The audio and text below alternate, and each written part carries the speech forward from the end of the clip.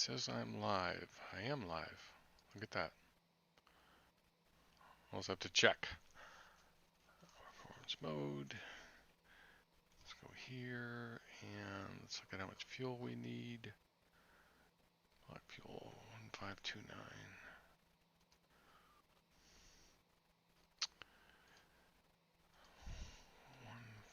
1529 divided by 6.8. 224, so 112 per side. Actually, I'm going to take some extra since I'm going to be flying low. Wait a second, that's not right.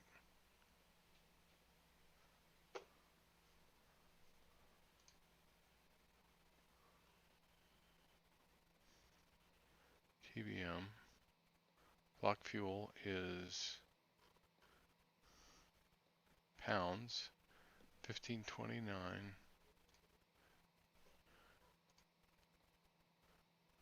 224 gallons. That's an enormous amount of fuel for that short of a flight. I didn't even tell it that I was flying at 6,000 feet. Hold on. Edit flight. Let's go back. Where do I do it? Altitude. 6,000. Detailed log, pounds, Lido, good. Generate OFP.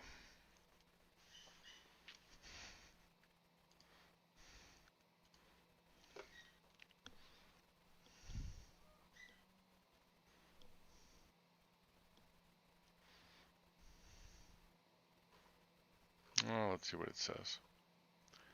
1668. 1668 divided by 6.8 equals 245. So that's 225 per side.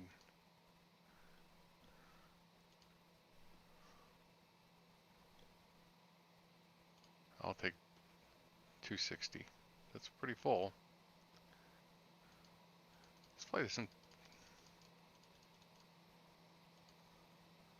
Alright, so there's that, close that, lest I leave those suckers open like I've done before.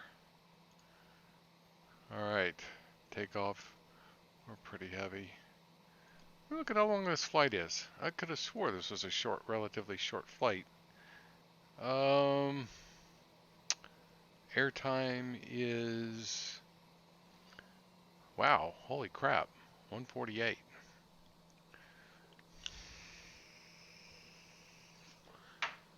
Okay, but we're going to see some stuff. I said I was going to do this flight, I'm going to do it. So that's set. Parking brake on. Airports. KACV. No, I don't need KCV. Well, it doesn't hurt. And PDX.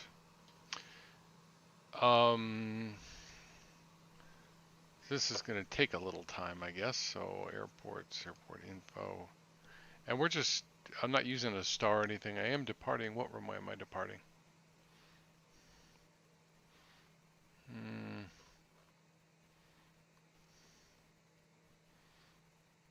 And we'll be VFR 10 right. So we're departing to the east. 10 right, way over there. So I'm over here. I'm going to switch that to 10 left. Not that that matters. I'm going to depart here. So that means my taxi route is really essentially, I guess, Kilo to Alpha 5 to Alpha to Tango. Alright, so I got that. And let's see, so ground is 121.9. Well, we'll get to that in a second. So yeah, it's just a real simple flight plan. It's just basically going to go down the coast at 6,000 feet. I want to see what the Oregon coast looks like. 6,000 feet tends to be Orbix's sweet spot for. Oh, hey, True Simulation, how are you? Um, so I'm going to go at 6,000 feet because that tends to be where Orbix is great. I could go down to like 5. I think it'd be fine. Maybe I will, but for now we'll just stay at 6. And this is just direct to a VOR. What I'm gonna do is I'm gonna depart. I guess I'll turn out to the left, and then I will follow the river out to the coast, and we'll just cruise on down the coast, see what it looks like. And I haven't flown the TBM in quite some time, surprisingly. And so today I get to. So, I tell you what, this. I've got my anti-aliasing cranked down quite a bit because these these sceneries tend to be a little bit on the tough side. Um, but this is supposed to be the Atlantic ramp. If I go shift 4, Atlantic is back there. But if you have not seen, if you do buy airports and you have not seen this one, it is beautiful. This is Flightbeam Portland, and you know I would say Flightbeam airports look better in XPlane than they do on uh,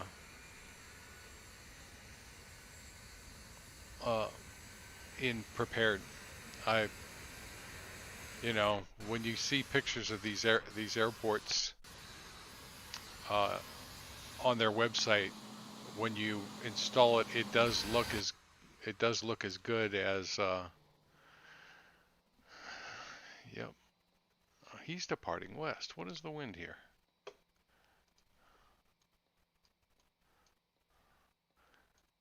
That's something that just frigging annoys me. Is global traffic has traffic going the opposite direction. 3203. We can go westbound. We will taxi out and go the opposite way. Okay. So that doesn't impact us much. All right. So yeah, no Zebo at the moment. You know, but it's good to get my feet warm. Back in this airplane because I just have not been flying it, and I'm planning a long flight, so I need to be flying it some to stay fresh for that long flight. All the switches look good. 3416, how does that heading look for you? What shows you going towards the cell of moderate to heavy precipitation? I think another 10 to the right would be better. Alright, we'll go ahead and take the 10 to the right. Like I said, we're not coming up with any. I've been flying several airplanes, and I don't just bring them out on the stream. I study them for a bit. And see, the thing for me is,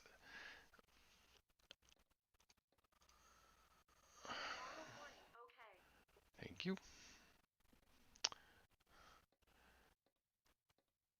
Yeah, the thing for me is, they've got to fly right. So some of it is testing it out to see if it's going to work well. Some of them did, some of them didn't. And then learning some things about it, like studying it on YouTube, see the proper way to fly it, that sort of a thing. Thank you. Okay, so ITT is in a good range. Electrical amps are -5, so let's get busy. Nav, strobe. Guess I could.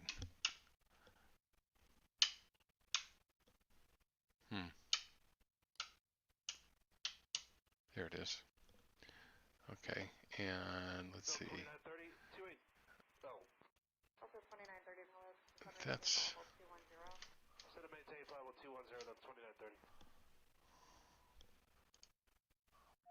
How did that end up getting up?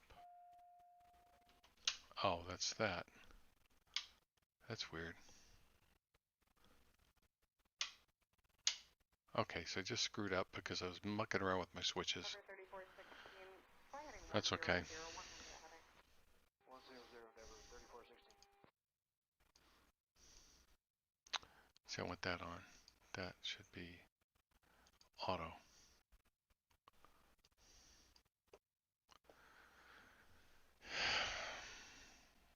Endeavor 3416, you're still not painting anything. It's clear 12 o'clock, about 8 miles, and extends about 10 miles to the east. And let's set that frequency. Okay. 1, Yeah, we'll 2, stick with whatever you tell us 1, because radar's not picking anything up. 9. Swap that in.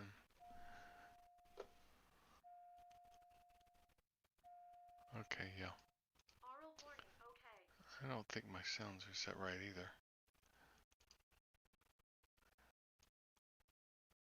I'm gonna turn that up a little bit. In fact, I think I'll turn that up a little bit too. You know, I don't know. It must be when I'm flying another airplane. 1448 Victor Loop Ramp 3. I half wish that they put volume controls in here because you mess up your volume controls in another airplane, you come back to this one. Okay, come on. TOS system test. Okay. All right, now we're good. Everything happy? Okay, nav strobe. Unks. There we go. And the timer. 2 seconds. Oil pressure, NG is up.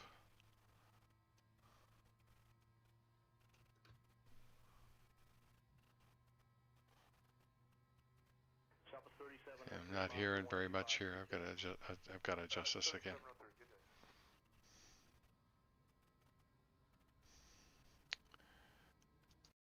Let's crank that up. I don't know. There we go. Now that sounds like a TBM.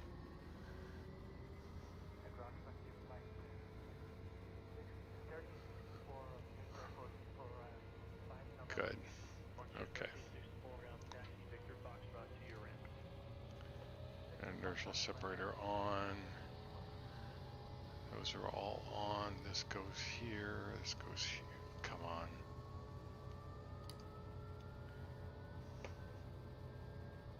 Master caution. And generators off. Let's turn the bleeds on. AC on. Temperature outside is 23, a little warm. That's pretty decent. Now we can check that too, what we're thinking about it.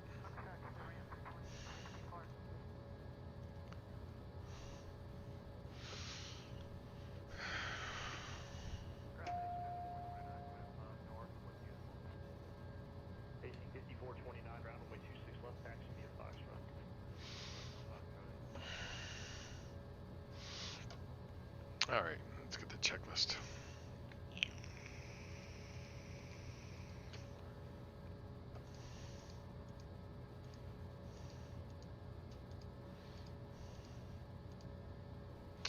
Selectors auto, generators.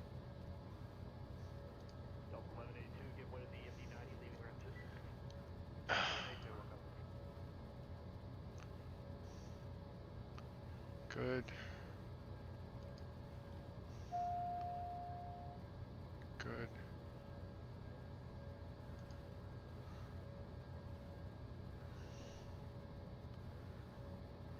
Check, check, check, check. One thing I forgot to do is that. Been a while. Little rusty here. Check, check, check, check, check, check, check. Standby instruments. Let's get our altimeter.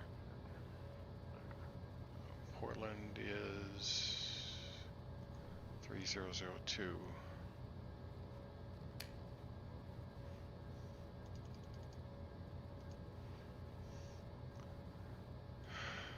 LFP, need a little flight plan in here. Not much. Menu.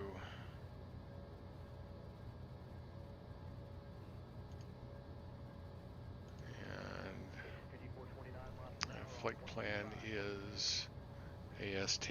That's it. AST. Enter to KACV.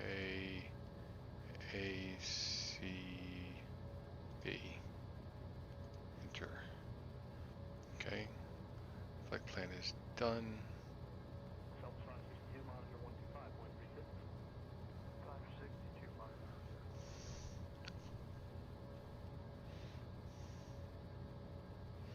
Come on.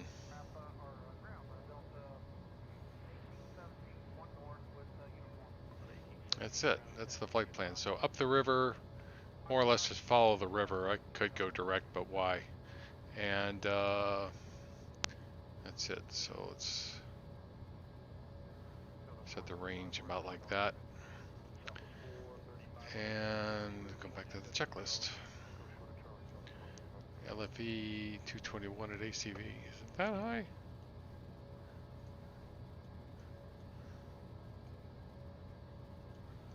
Where is ACV?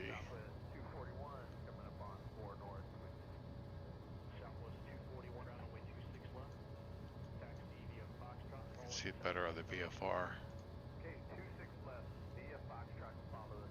There's Crescent.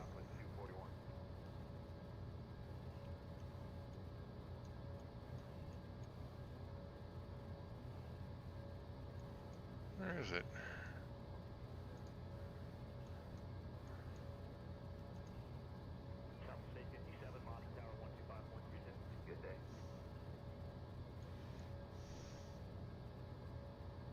There it is, finally.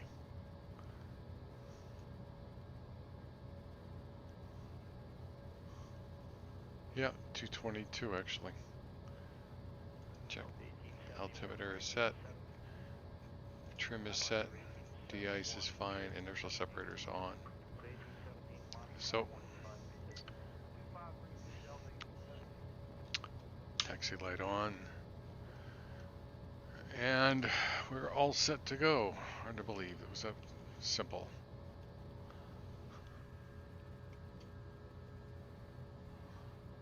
I don't get why I'm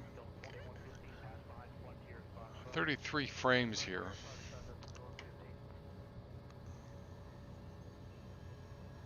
CAS looks good.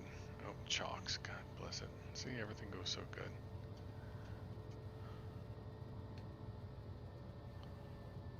And we will go back this way.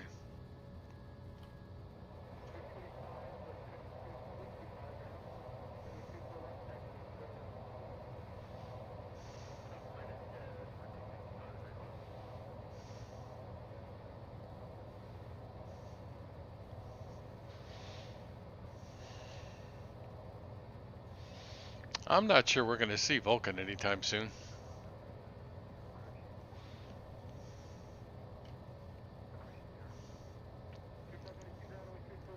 Check, check, check, check. Nose wheel steering. Compass looks good. Flight instruments. Let's see, we're going to set 6,000.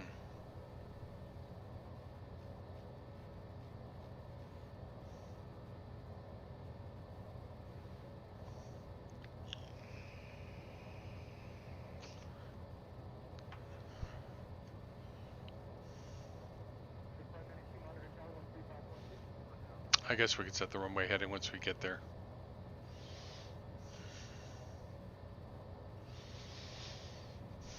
I haven't, you know, I bought this and I haven't flown much in Portland or in Oregon. You know, we overlook it. It's in between Washington and California. You just sort of zoom past it. One of my favorite places to fly, and I will do a flight into there, into Eugene, Oregon, which is down in a valley, and it's beautiful. So, you know, I'll be doing that one. Even though the airport I have there is, I don't know that it's any good. It may be okay. We'll see. But it's, the valley is just really nice. I used to fly it all the time. So yeah.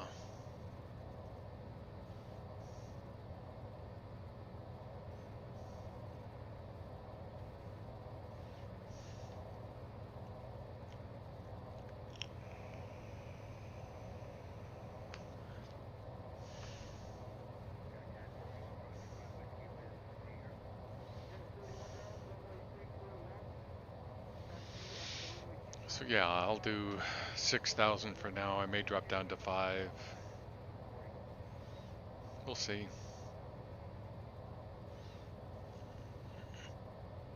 Plenty of coastline to see.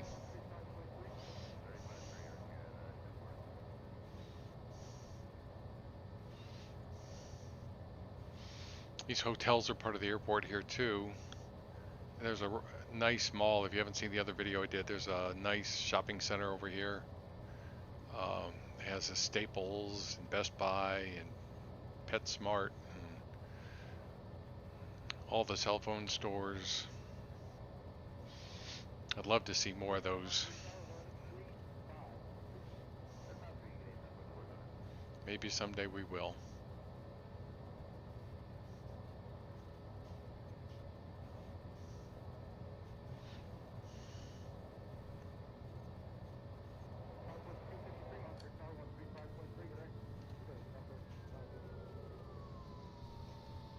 Oops.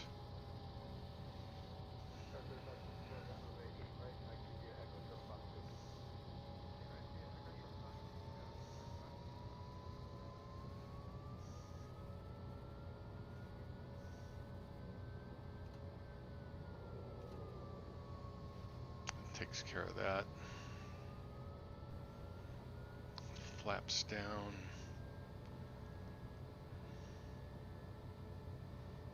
Flaps are set. Trim is set. Check.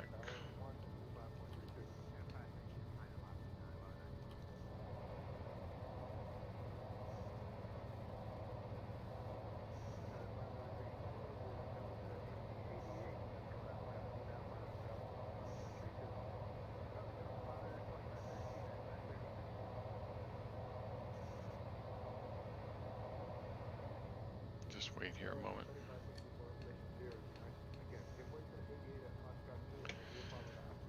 Park and brake.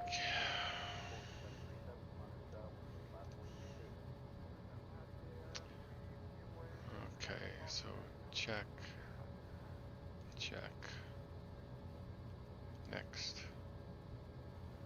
Alright, so we've got throttle, flaps are set, de-ice, we'll set in a second, flight controls. Need to look at those.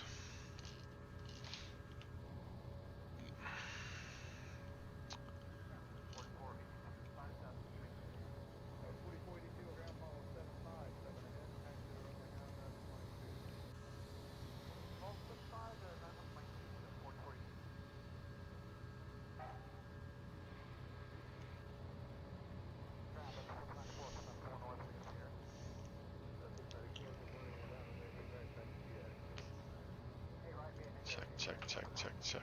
Trims are set, belts, strobe switches are on, cast display is fine. Gauges look good. Check. Altimeter set, LFE is set. And 85 knots battery charge, yep. Next. And we'll go return.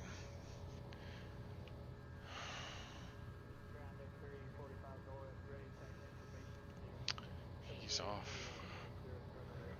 Parking brake. Lights, icing. Flaps are set. Transponder. Out. Back and switches. Parking brake off. Toga.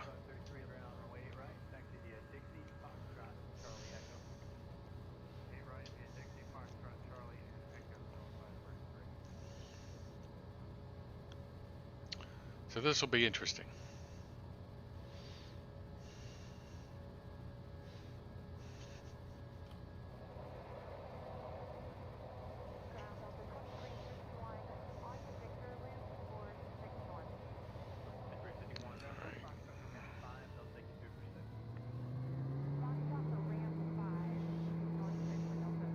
Even flying up this river is interesting.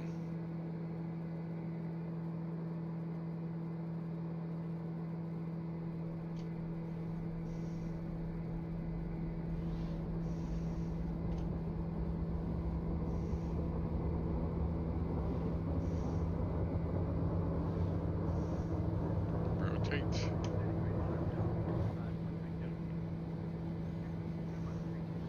Positive rate. Gear up.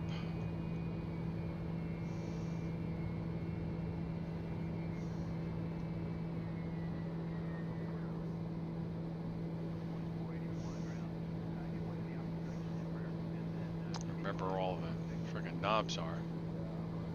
Flaps up. Yaw damper.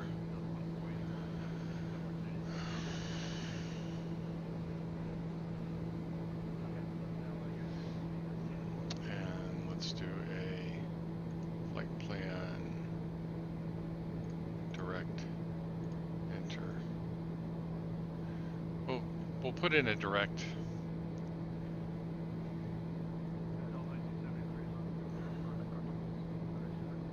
And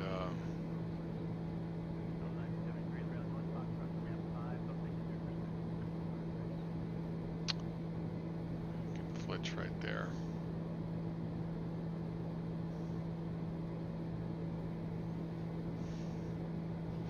In fact, I'm going to go ahead and put the autopilot on. Just a little premature, I think, but I want to look around. Pretty down there. Very believable.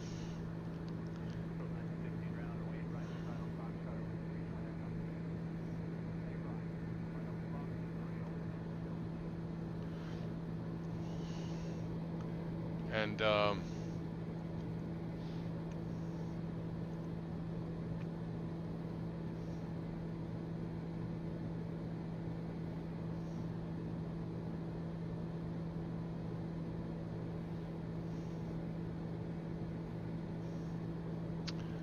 these clouds mess me up. I'm going to clear them out. Where is active sky? Yeah. I'm up here. I believe they will mess me up. 4,500 feet.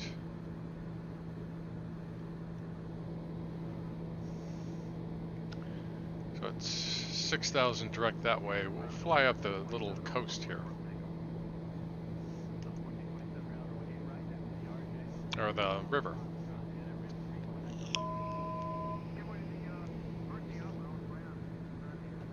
Yeah, let's get rid of some of these clouds.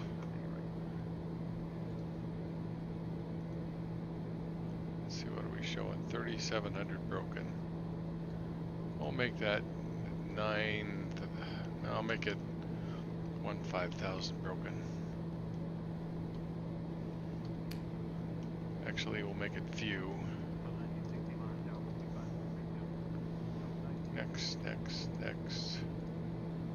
I'll make that 500 miles. Next. Leave everything else the same. That's about perfect. Oh, what happened? Where'd the haze come from? Edit. 5. We'll make that 25. Next. There we go.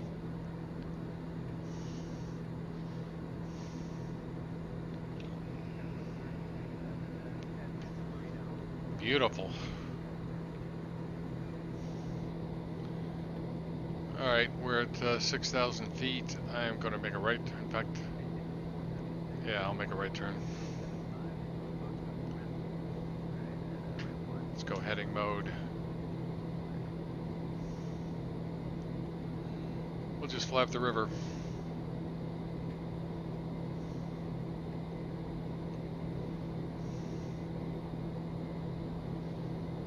So we need about a heading of 020. Alright, no. 350, I think.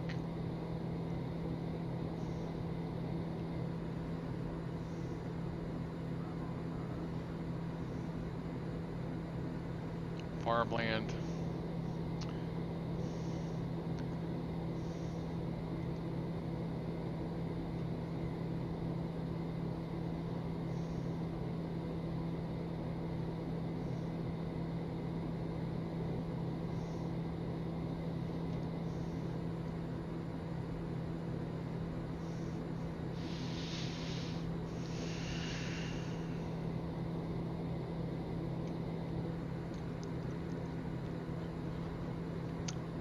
I love flying into Arcata. It's never gotten done. Nobody's ever done Arcata, except for somebody on XPlane.org.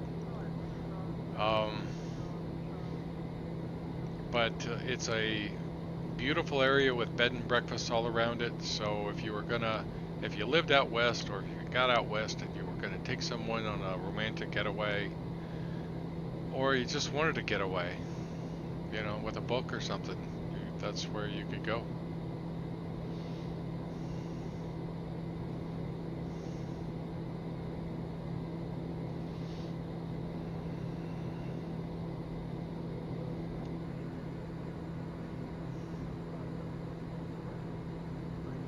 Like I said about this being the sweet spot, about 6,000 feet. Now, if you had the HD version, you could get away with 3,000, but it takes a lot longer to load, and takes a lot more VRAM. And if you do go up to 6,000 feet, it looks like this anyway. So, and it costs more.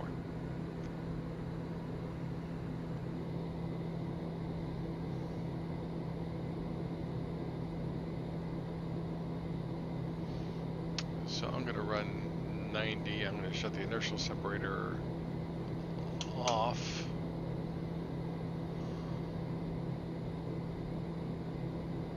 It's off. It's going off anyway.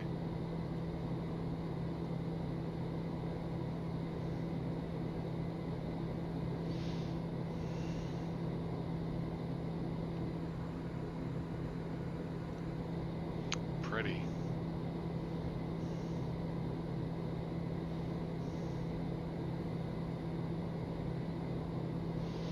Flying down this river down low is really nice too. Let's see. That's stunning.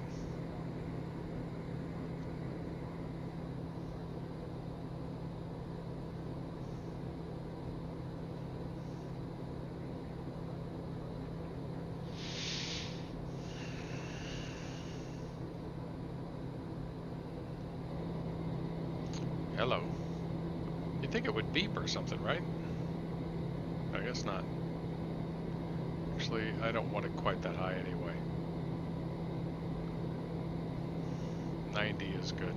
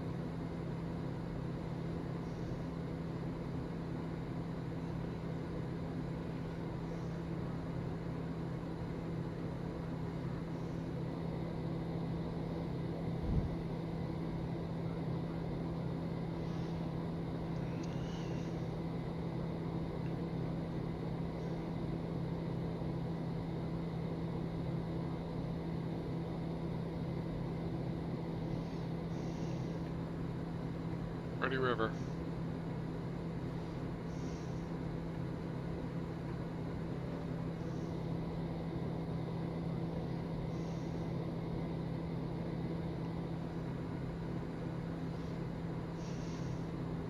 Very believable.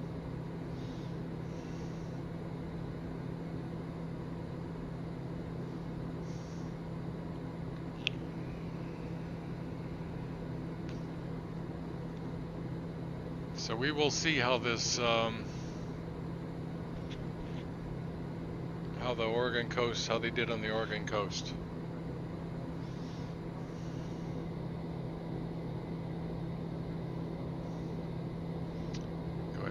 turn.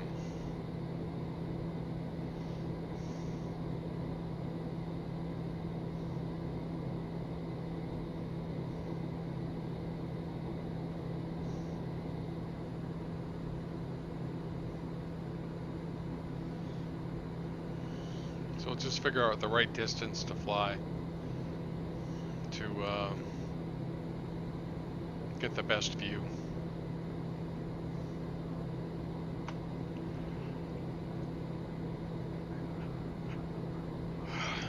The ADIS is far enough out, we don't have to worry about that.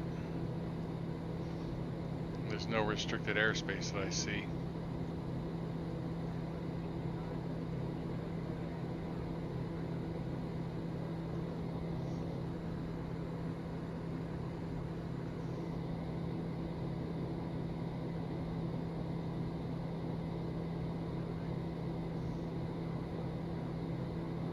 And I'm going to shoot the ILS. I don't know, well, is it an ILS? Or I think it's a GPS into Arcata. It's a beautiful approach.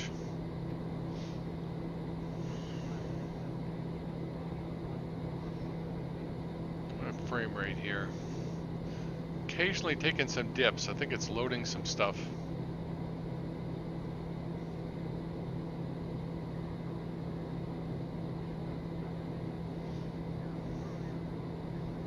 Maybe I'll see some dips at 6,000 feet. Come on, let's go.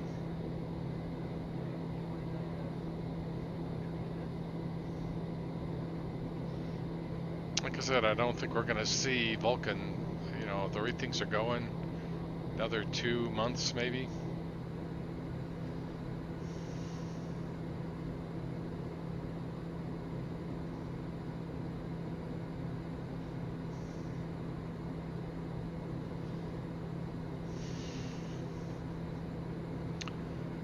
And when I do my next flight across country, I'm planning on coming across, I think, towards the north. I think I'm going to fly through Memphis and then probably make a stop someplace in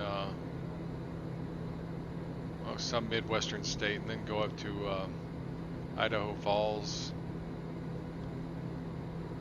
then on up to Spokane, and we'll see. We'll just pick some places to fly to. Got some airports that I have not been to yet.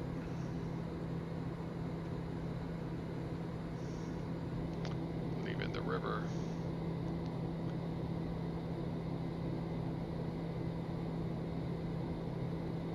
Come on.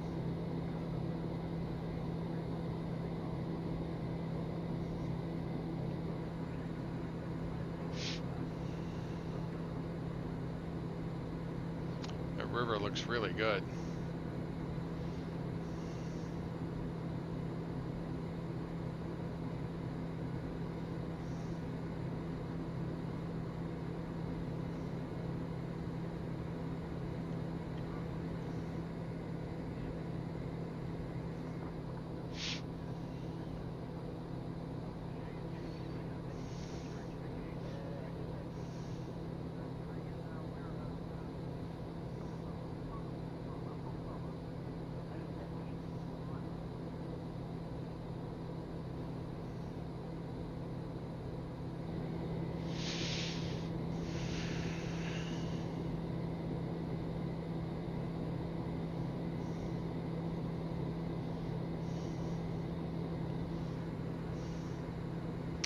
There's the river over there.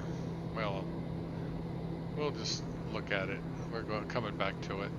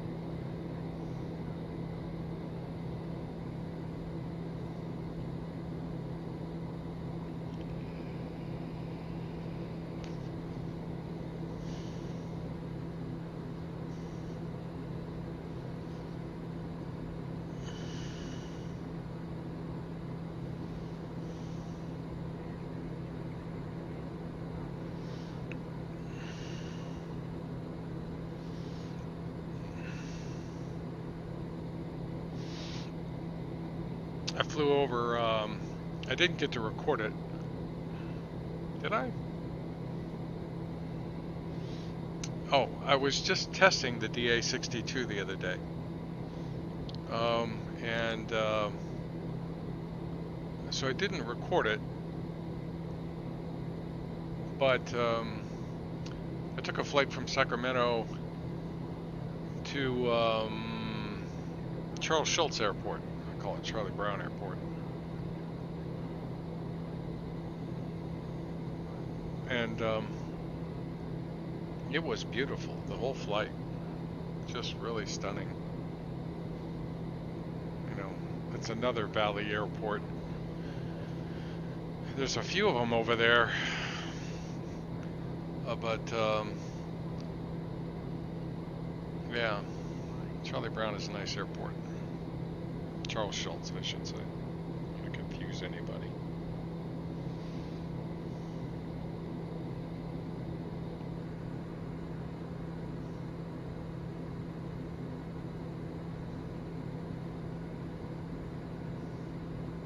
Seems like a beautiful place to be.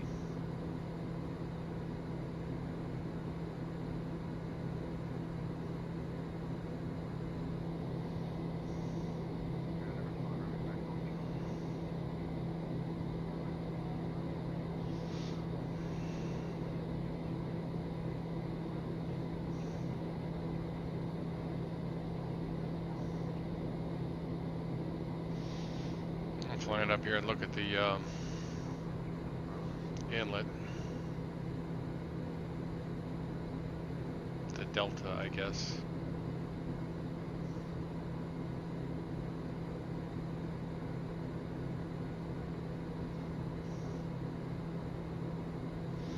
It will be interesting to see how Flight Sim 2020 looks in this area.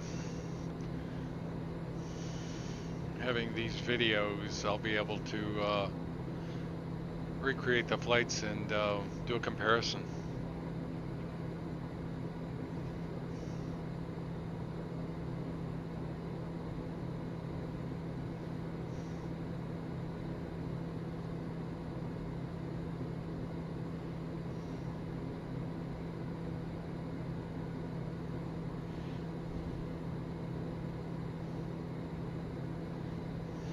Let's look outside.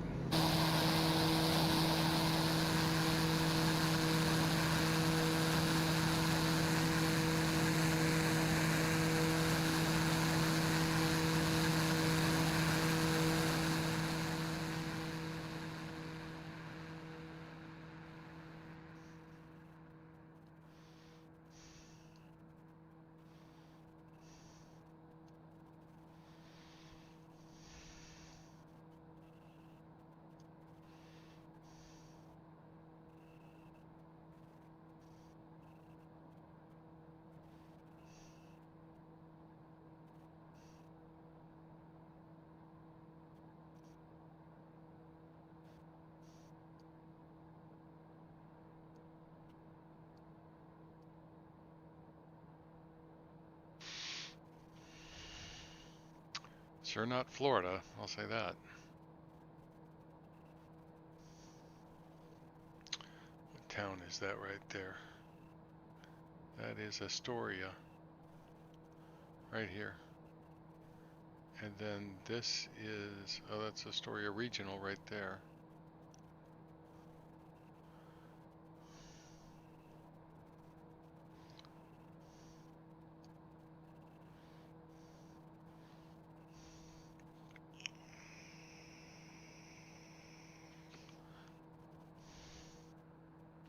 Hope that someday we'll get airports done as well as these towns are. All the tens of thousands of airports around the world. Because I think that's honestly about the only way we'll get them all. Can't do them one at a time.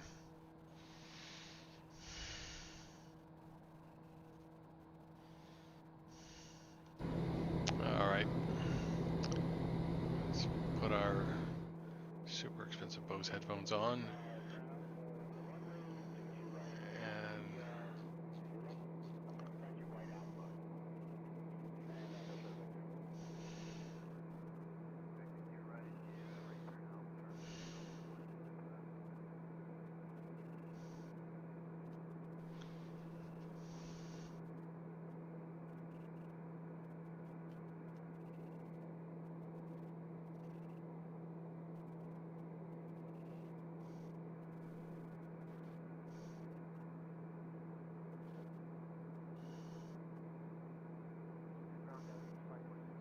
Looks like a nice place to be.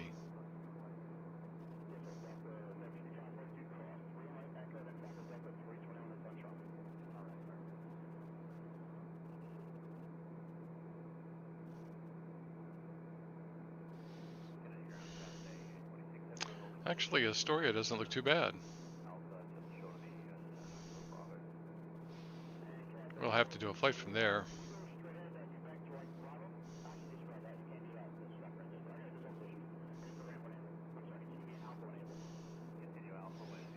A kind of weird runway thing going on there, but that won't be too bad.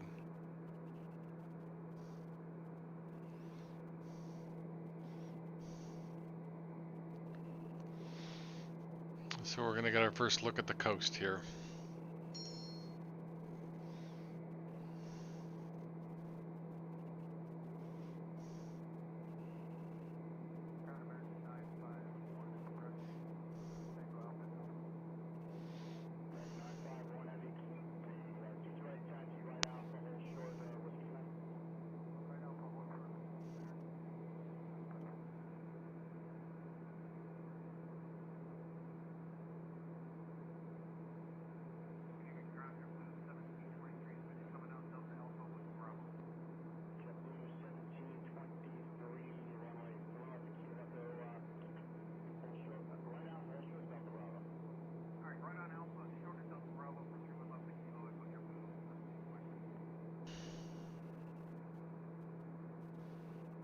That looks nice.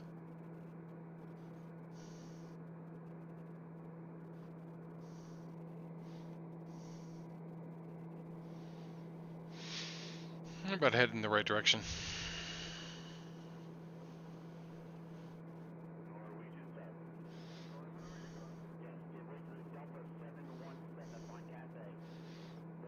I don't imagine they do a lot of swimming up in this part with the cold water.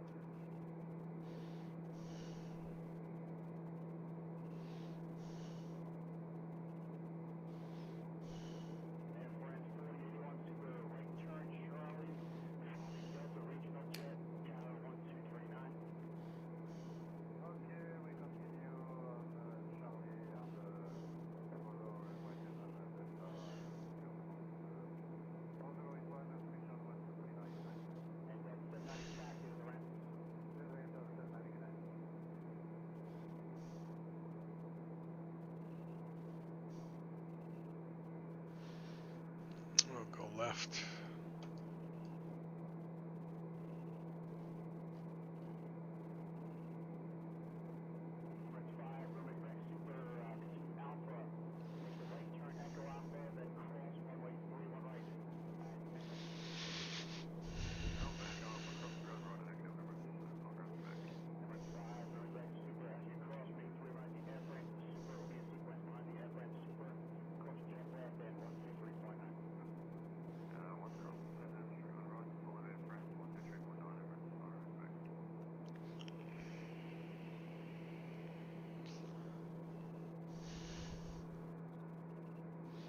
That's pretty.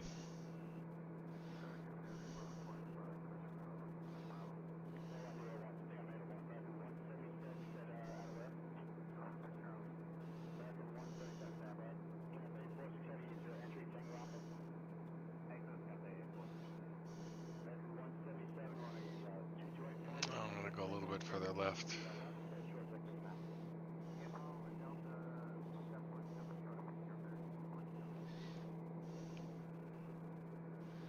Oh, that is really pretty.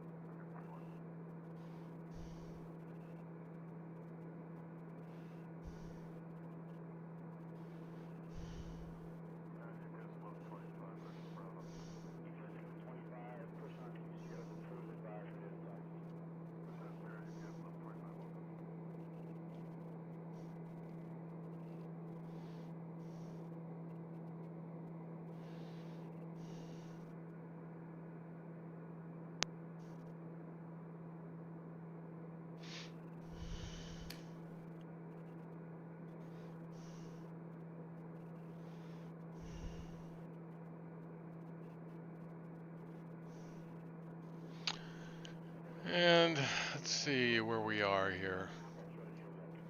There are some little airports around here, but nothing, you know, if I lost an engine out here, I'd be struggling. I guess I could land on the beach.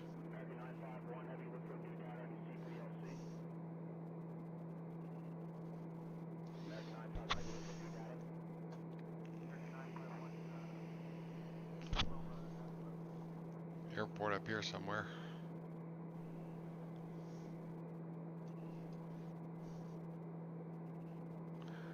Let's see if I go to nearest, what happens. No, wrong one. Okay, so it's KACV, that's fine, but where's the nearest? 2,350 feet.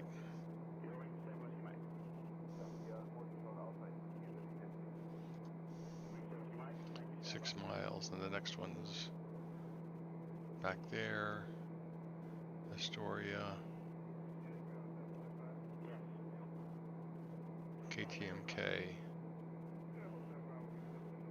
Yeah, not a whole lot of good airports for landing at.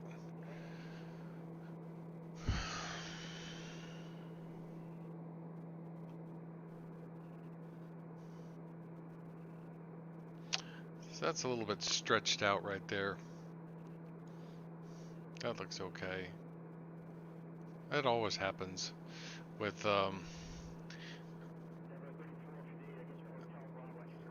you know, vertical surfaces, unless they really focus on them like they did the Dolomites and all that. How are we doing? Well, the coast is going to come back to us.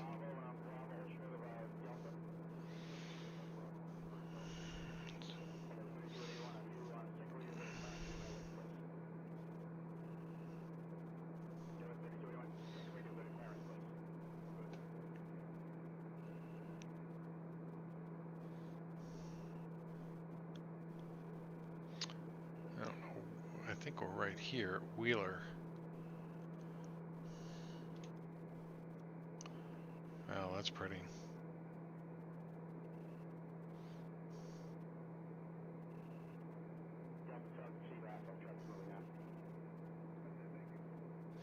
Oh, there's that airport right there.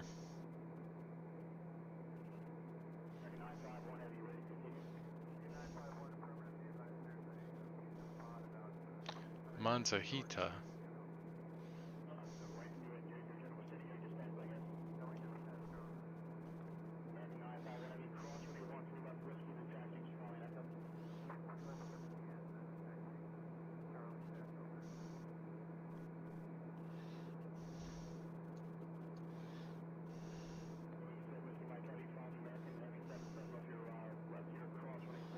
There's no restrictions. You can go down as low as you want right here.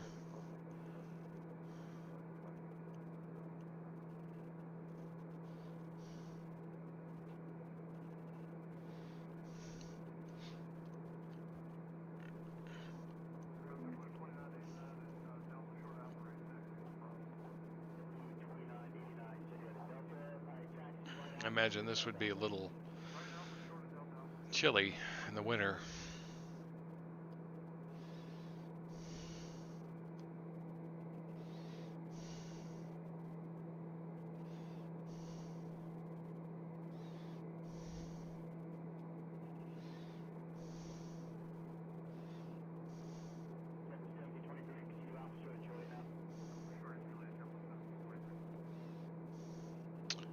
Let's go 5 degrees right.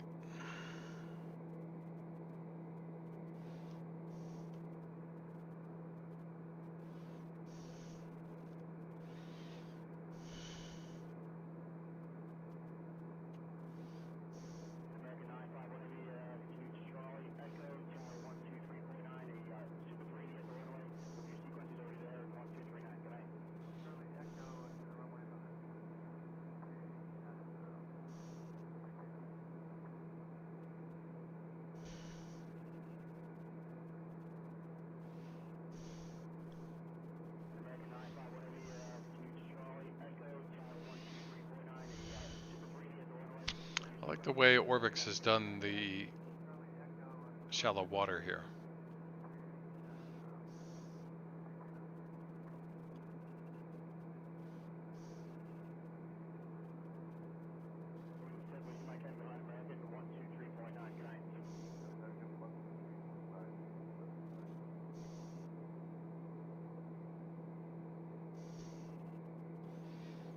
Let me do a direct. Back to flight plan. Direct. Enter. That'll tell us how far we gotta go. 271 miles.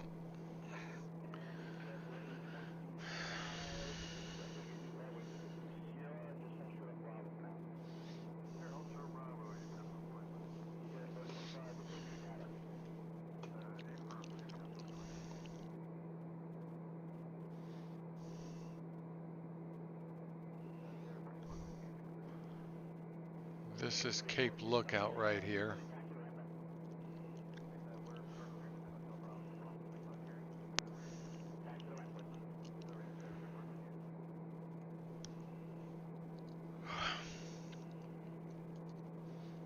I guess I could go maps.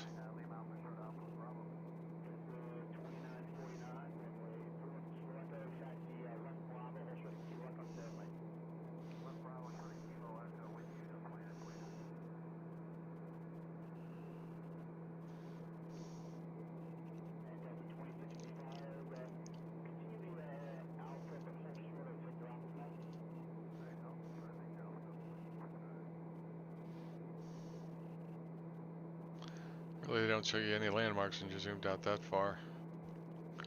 So that's what we got.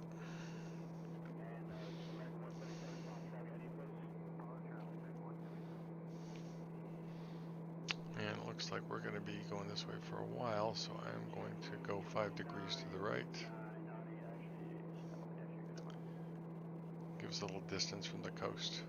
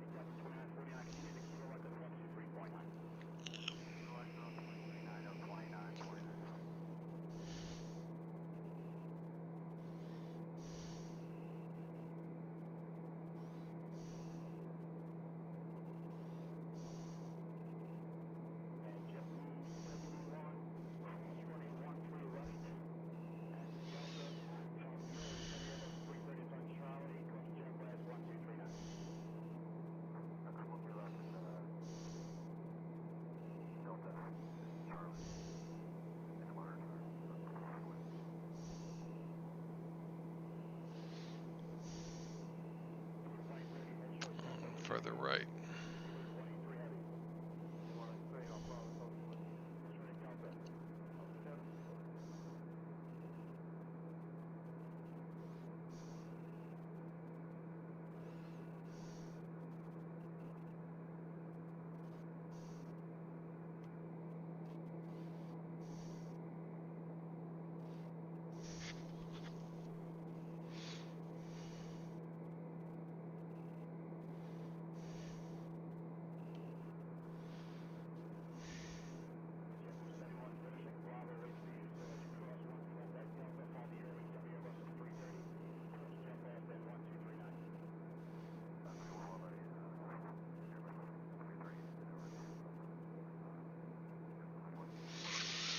I was going to do a flight last night in the Zebo, and if this wasn't going to be so long, I would have done one tonight from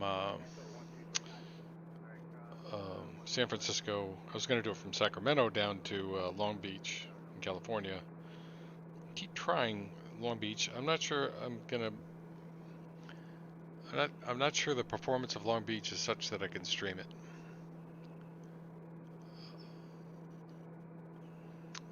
They've got some graphics stuff going on there eat some frames. It's either palm trees or these grates that they have in there. I'm not sure which. It's eating up some frames. If they fix that, I think people could do it. I think it's the palm trees.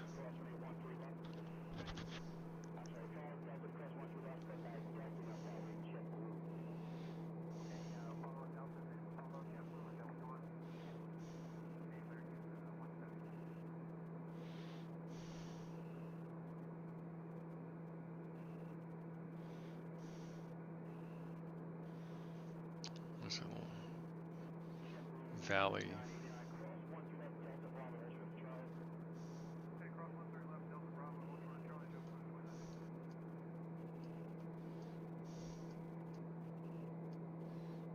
The wind is blowing us over. That's what's going on. Just a little.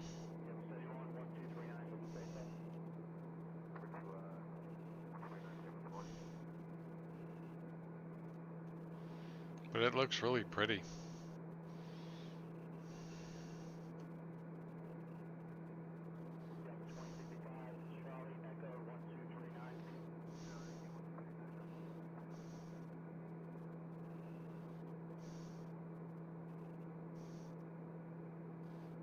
Town is this? Nescoin.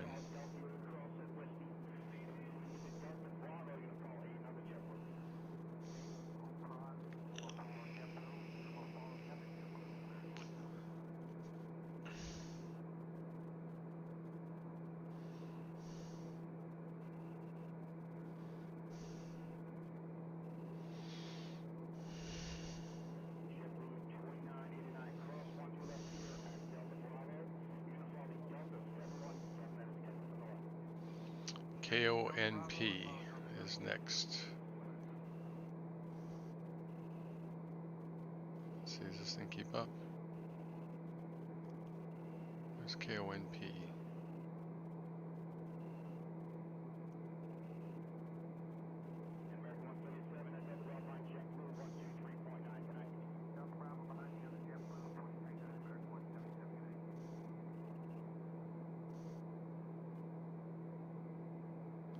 There it is.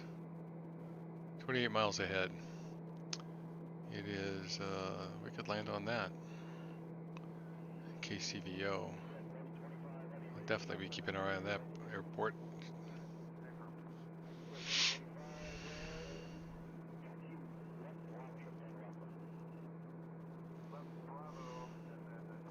At 6,000 feet, we're not going to have...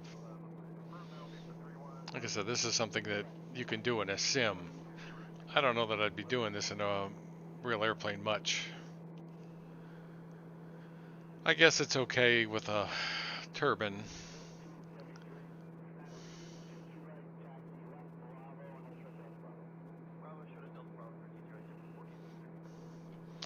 What town we got here?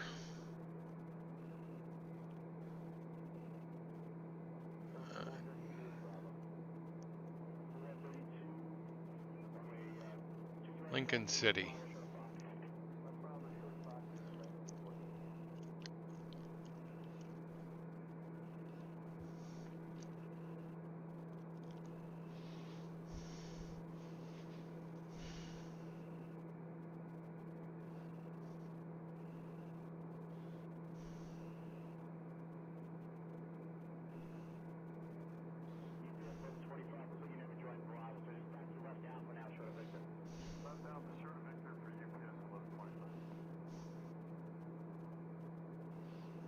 I don't know what that building is.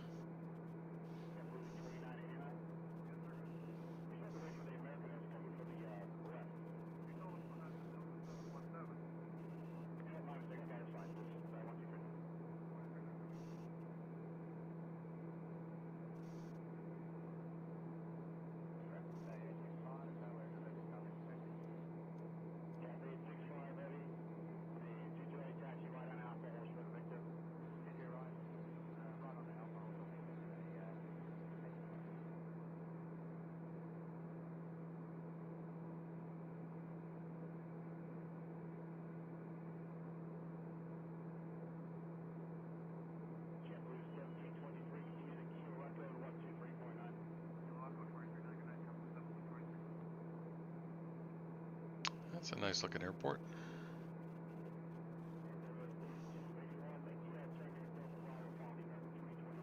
Actually, very nice. What is that?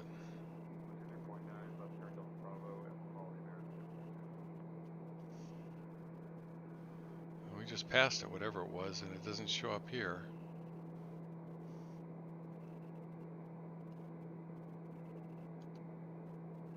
Ah, not a fan of pop-ups.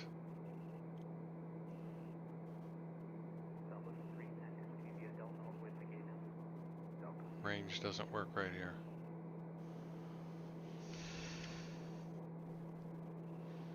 Oh, there it is, S45. Look on this map, it's a little bit more zoomed in.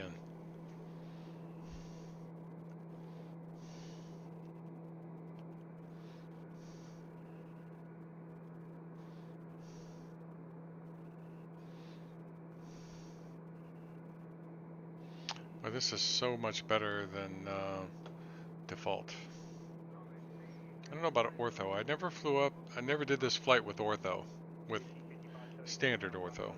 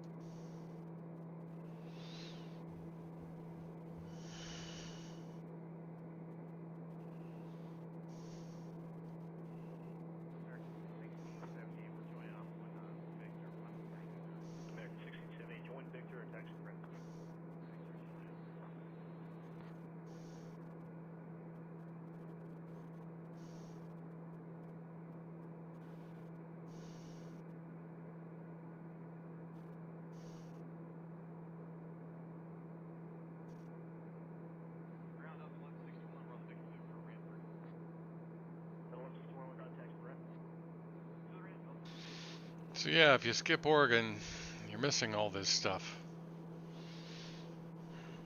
You know, and that's a habit that we have in flight sim. We tend to group around the same places, I think.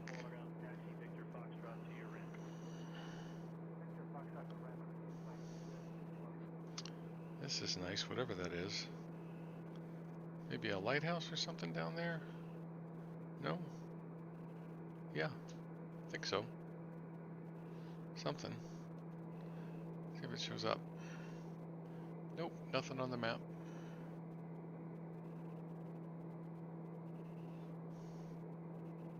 Yeah, it is. What does that say? Yeah, it's a lighthouse. Kakina Head Light.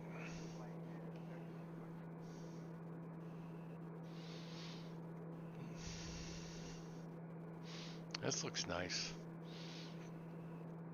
People adventurous enough to go out in this water. A lot of boats.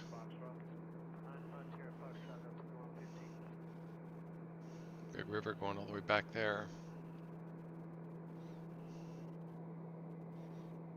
And here's, I want to look at this airport. Where is it? There it is.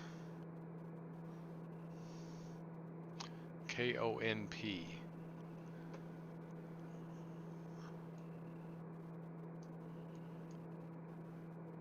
Newport.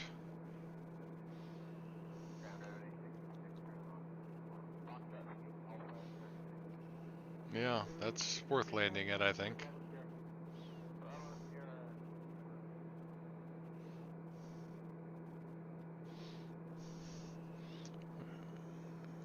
And it's got an ILS, a couple of bar navs, a few VOR approaches. So yeah, even in bad weather. Longest runway is 5,400 feet.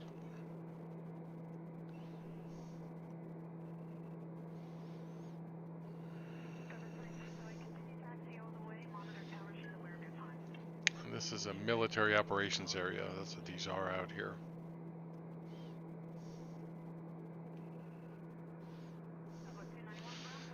So you'd be wanting to talk to center or somebody.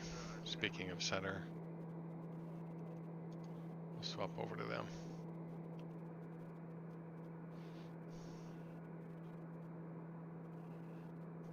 Interesting. It's real calm right here. That looks so pretty.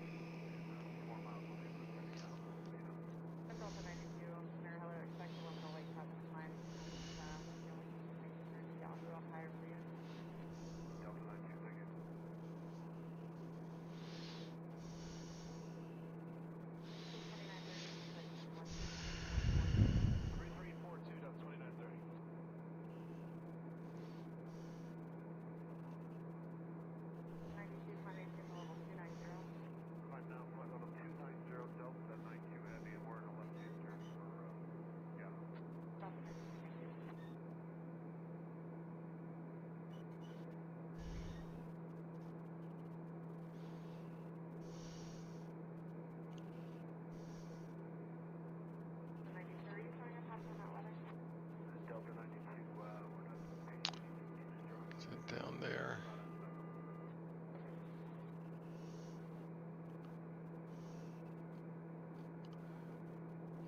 Is there a town associated? Yep, Waldport. Town of Waldport. Port.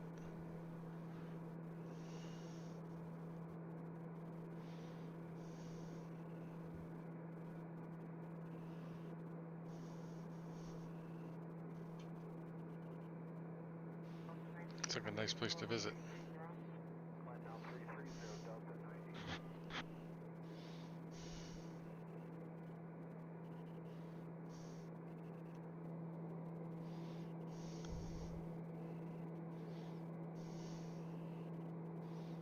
KOTH is next. North Bend, Oregon. Right? Still in Oregon?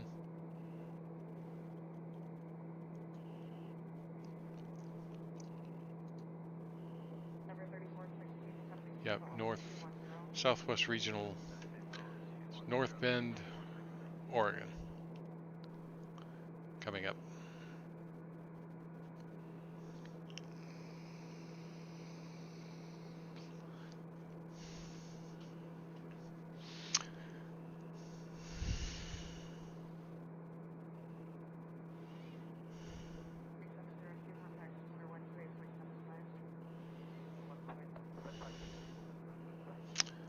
That's well done. It's amazing to me how Orbix did on these buildings. You know, I mean, that follows just like that. And then this one here.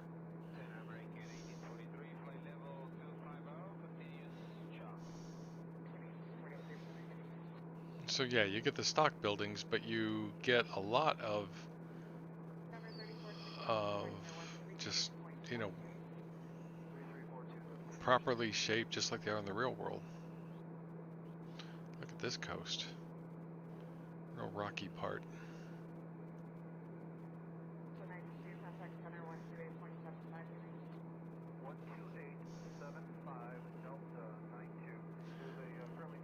Okay, so that's not the best bridge in the world. Or maybe it's like that in the real world, who knows?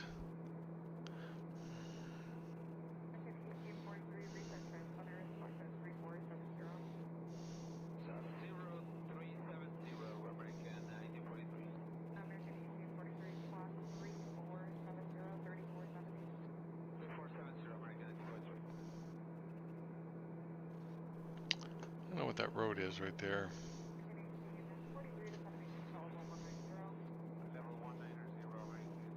Doesn't really say. It could be US 1, I guess. Maybe it goes all the way up this far.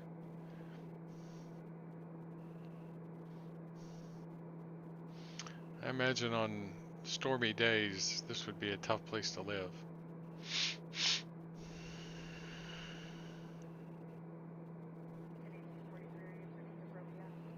We are turning at this very moment, American Canadian 23.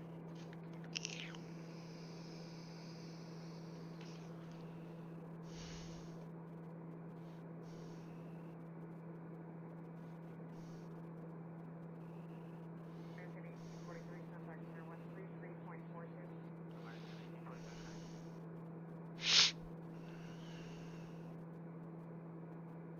Southwest 5279, service 35 for 290 deviation, Providence. Probably 5279, so there's a little bit of light crossing. So yeah, I would say, you know, if you're inclined to travel down the coast 6,000 feet, it gives you a good experience. Probably down to 5, maybe even 4. But you get below that, it's not, you know, you start to lose, you know, I guess if you're further out, you just want to be about a mile away. Flight level 370, Delta Fox. Unless you've got the HD version. If you've got the HD version, then you could be quite a bit closer. But the load times on that will be tough. And the graphics card usage will be tough too.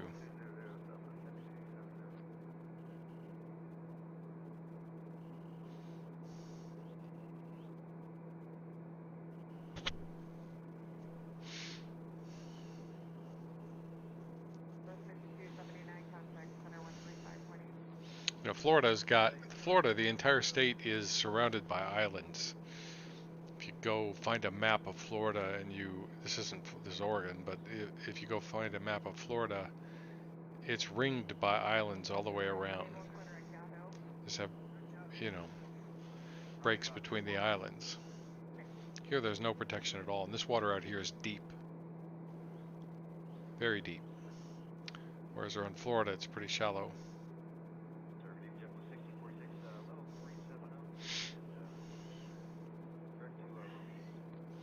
Sand all the way back here.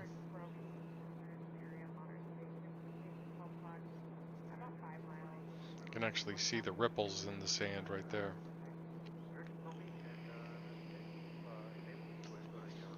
Okay, what town?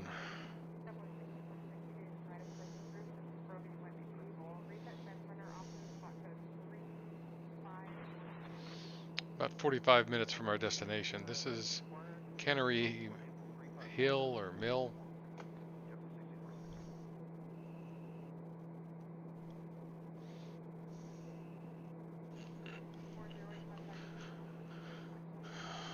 Oh no, is that it there?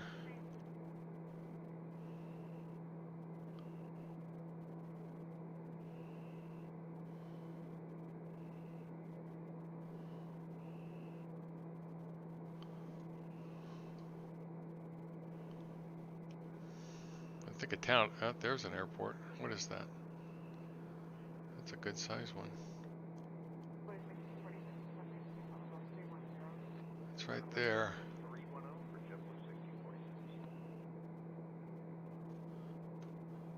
6S2. Florence Municipals. This is the town of Florence back there.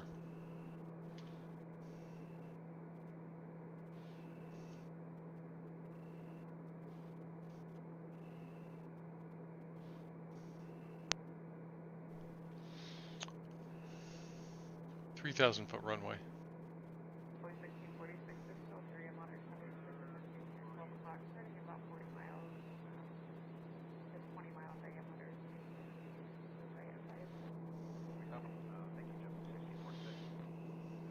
And we've got about 35 miles to go to North Bend.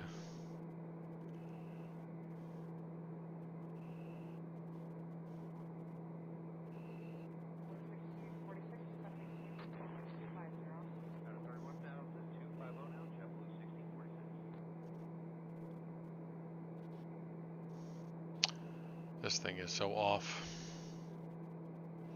I don't think there's any way to adjust it. November 255, I guess I could do this.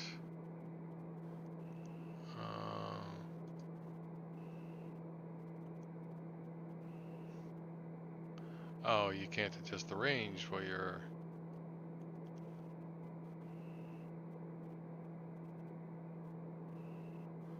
selecting that, so let's do this.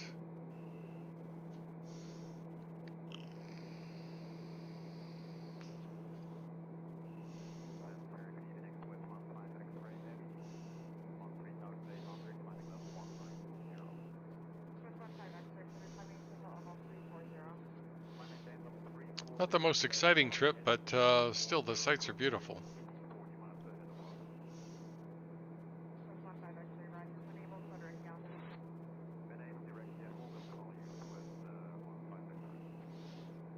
How much do I have on the Hobbs in this airplane? It's always a thing. I mean, to me, with this airplane, you know, I've flown it a lot, and I've had a lot of learning curve and hardware problems, and you know, occasionally I've had issues with the airplane itself. So I've never really been able to get the Hobbs meter that high with the thing.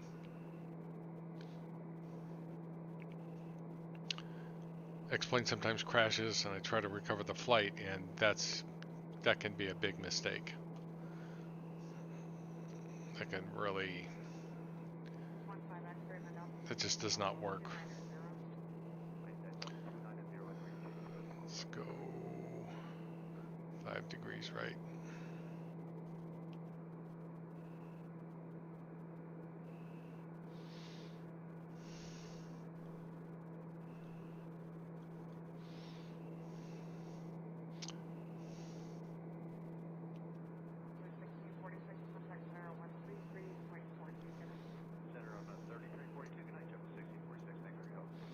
That's Reedsport down there.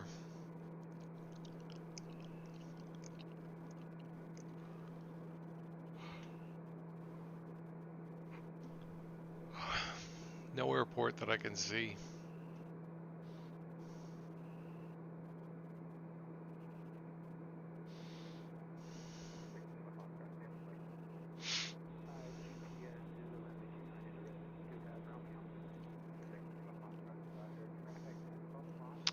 Looks like people like to do some boating in here. Yep, I guess they do.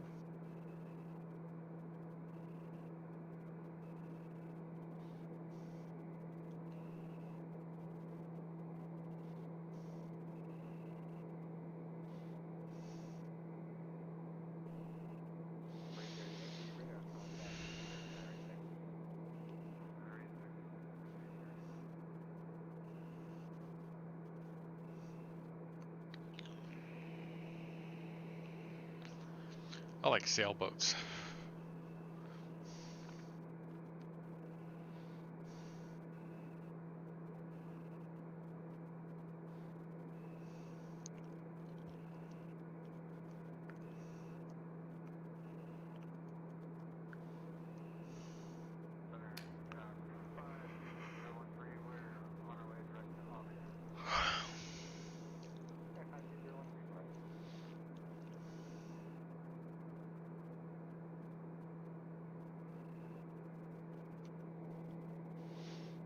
Big beach.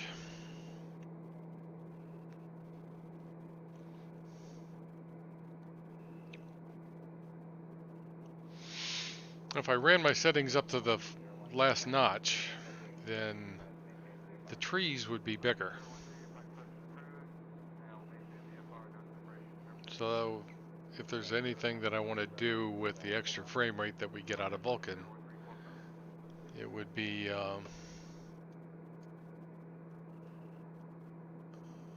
you know, to get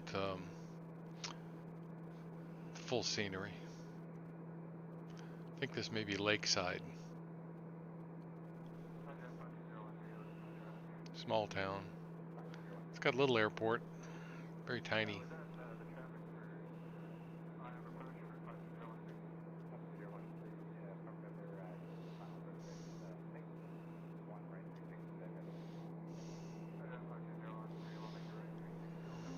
Let's see what we're coming up to here.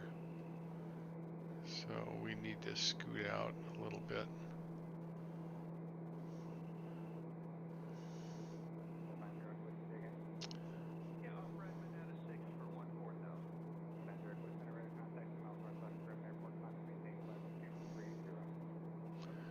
And this is North Bend here.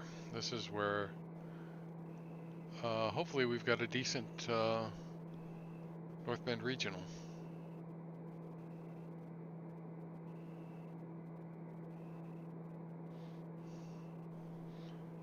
And it will be around here somewhere.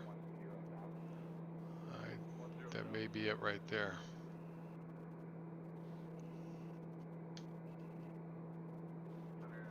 Yep, that's it. Right there.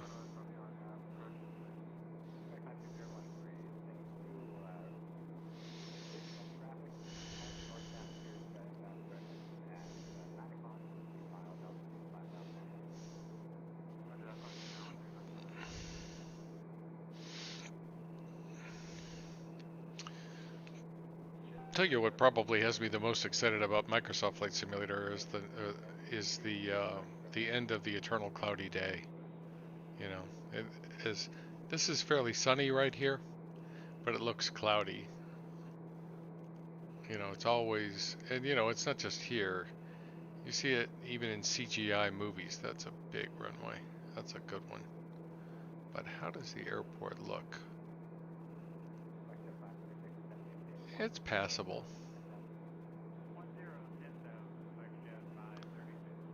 A little strange over here, but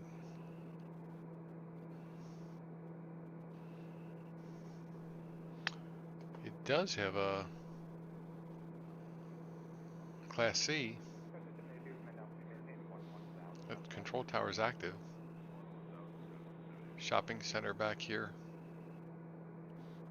Football stadium, probably a high school right there.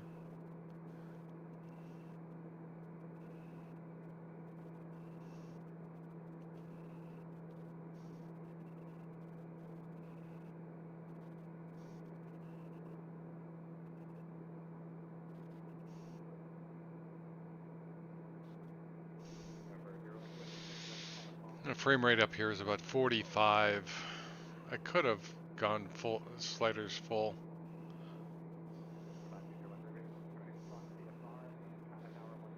On this trip. Water looks really good. We are picking up a middle marker out here.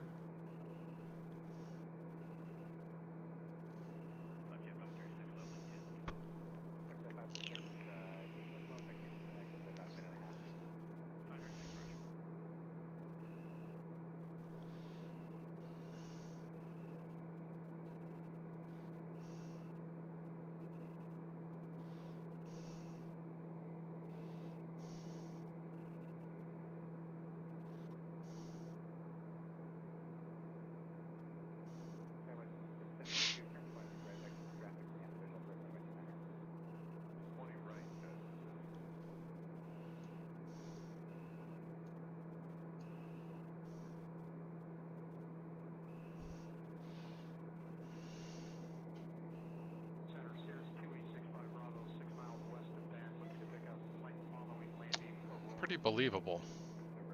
This really looks good right here. This looks good. These trees are a little bit strange.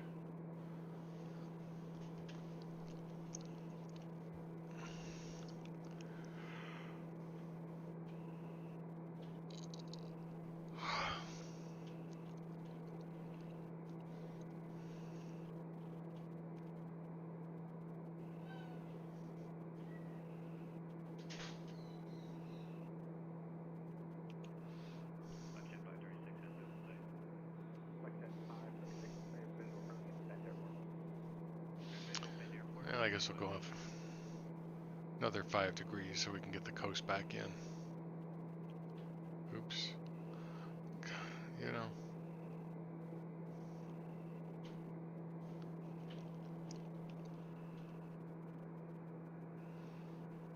Big wide valley down there.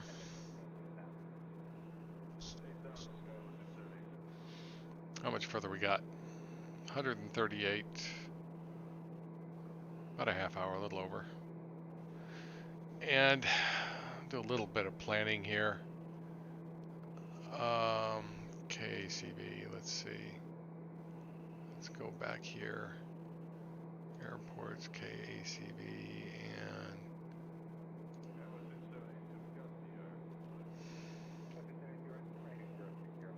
so let's do approaches and see what we got. Is an approach into 3.2 and 1.4. Well, I've never done the approach into 1.4. And then also into 1.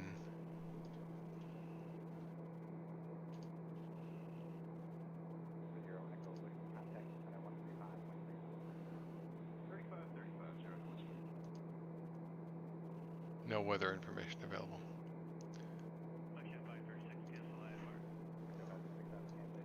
What did it say the elevation is? 222, okay.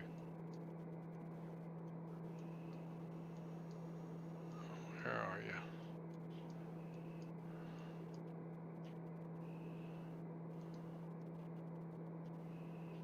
Okay, so no airport diagram.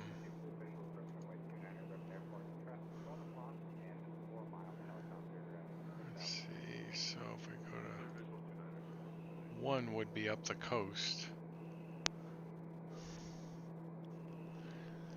Maybe do that, I don't know. We'll see.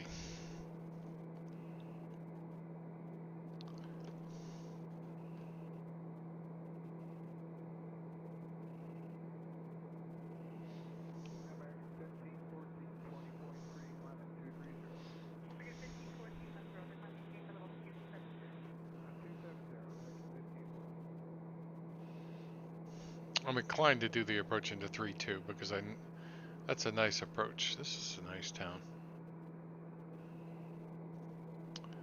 And there's S05 right there. What is it? S05.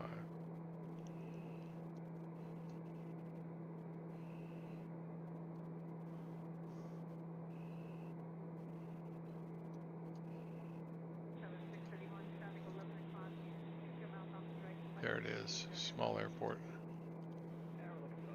Well, no, actually, 3,600 feet.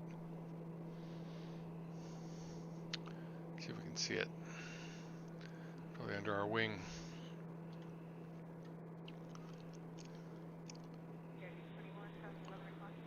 Let's see, it's around, there it is.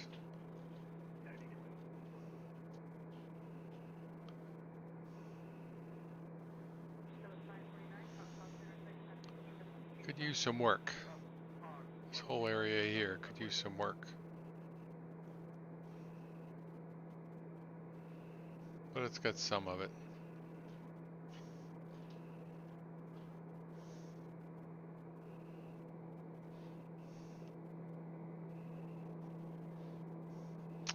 Better go back.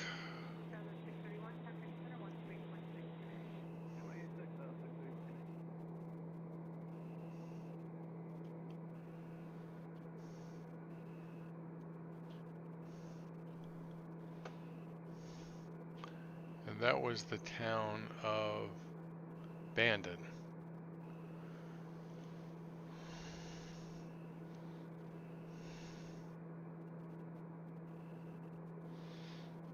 Next comes Cape Blanco, which has got a pretty, well, it's got a pretty good runway, 5,000 feet.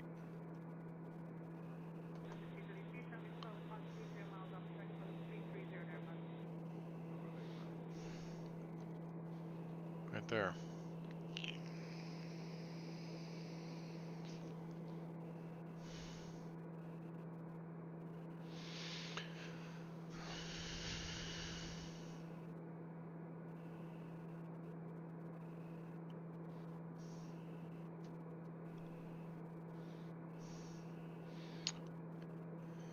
And then there's Edson Butte, which is 3,000 feet.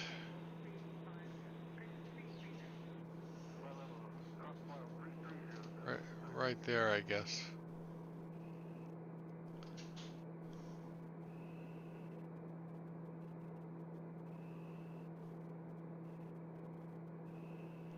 Or behind it. Let's see where the runway is. It should be, I think, over here somewhere.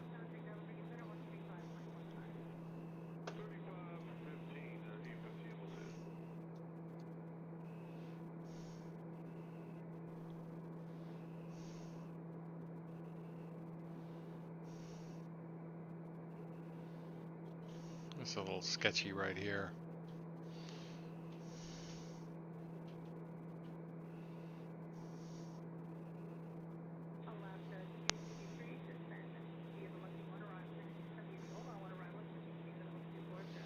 Well, that's not too bad.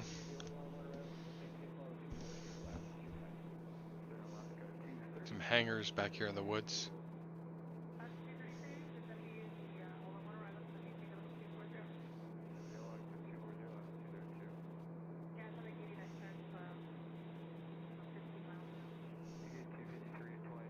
I'd want to be around here in a boat.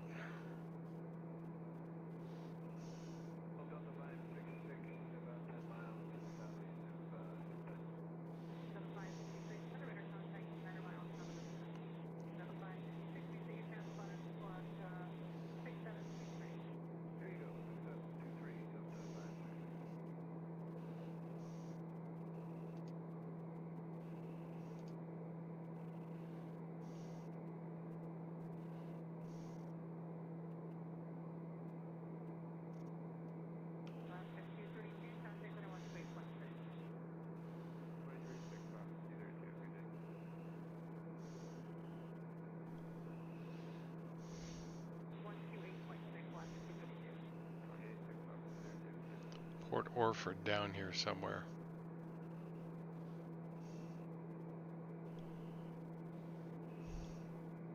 Right there, I think.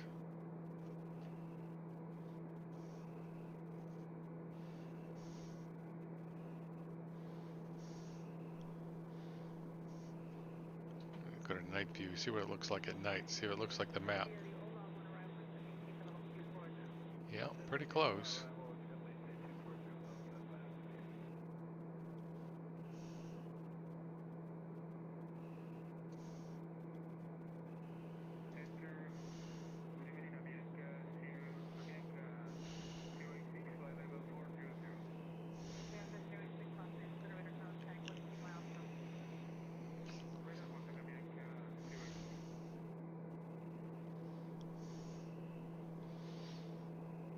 Got a little kind of a small bay here.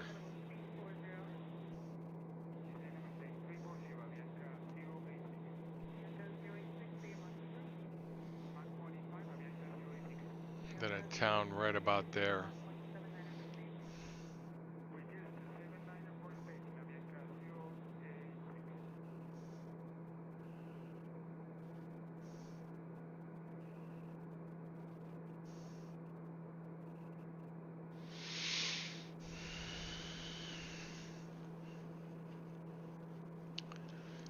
It's a wildlife preserve right there.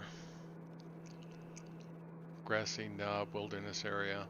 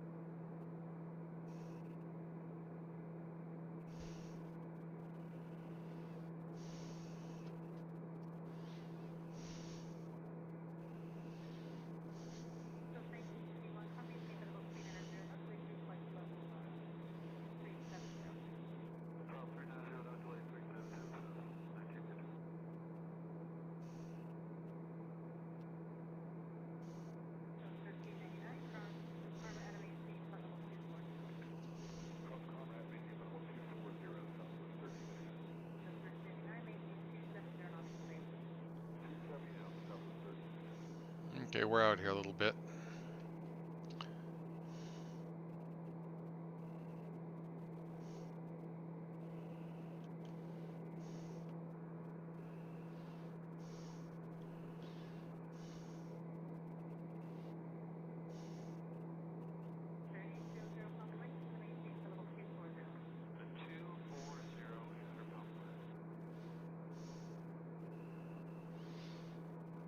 Now, seriously, being this far out, you could go down to 1,000 feet and it would look great.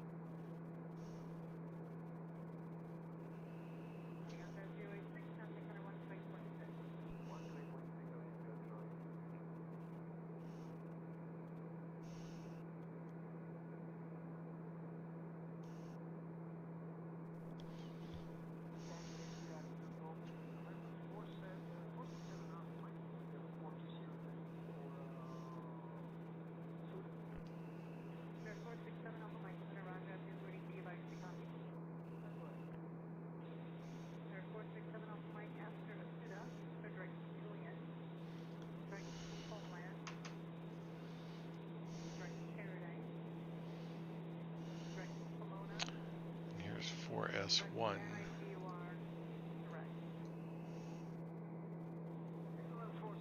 Gold Beach. Town of Weddenberg. Wetterberg.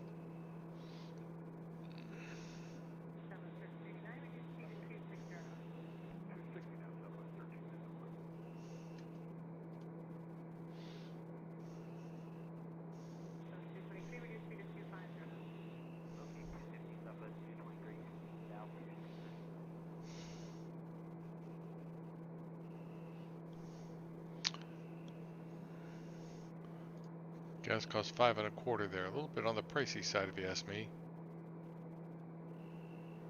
No approaches into that airport. No instrument approaches at all.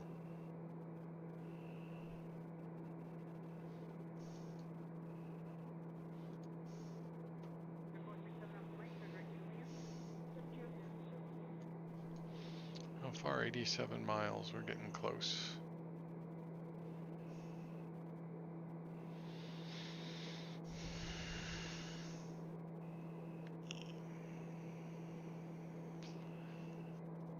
Brookings is a 2,900-foot runway. No instrument approaches there either.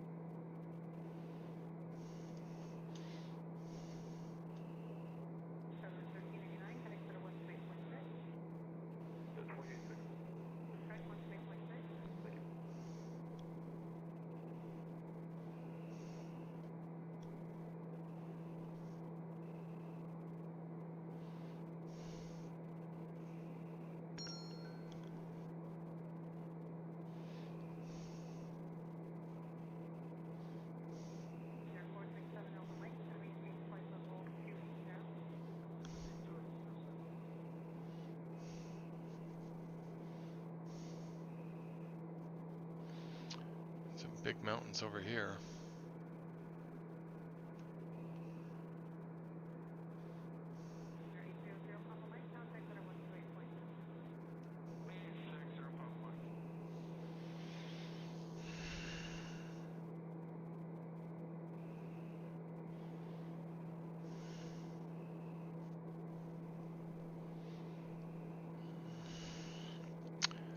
Let's see. And if I do the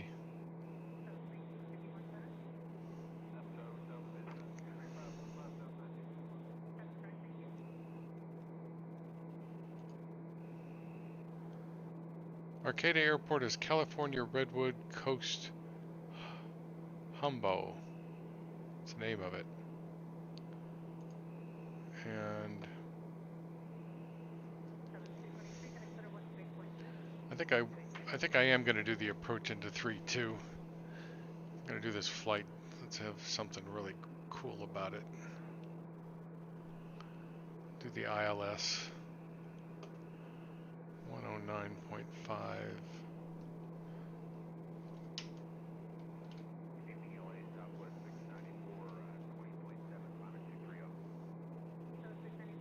Swap that in. And we would need Fortuna, which is 114.0.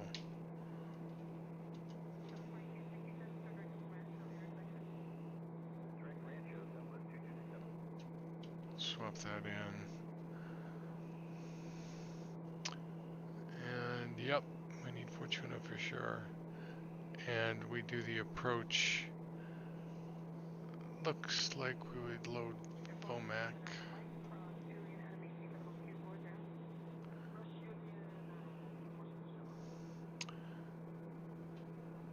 Pretty.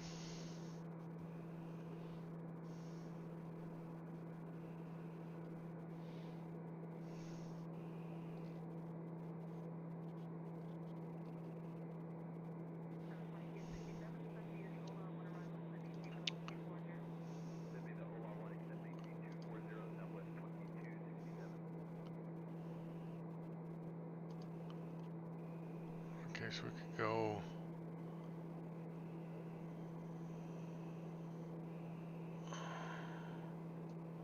Jaeger or Vomac.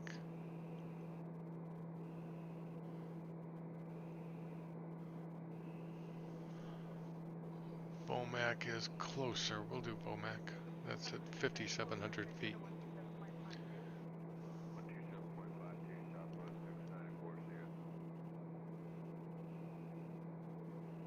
And Caldu.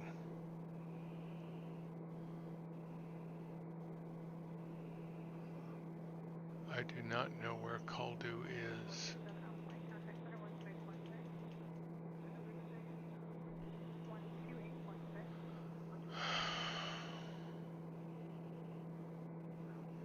Enter. No. And 441. 450. Oops. Clear.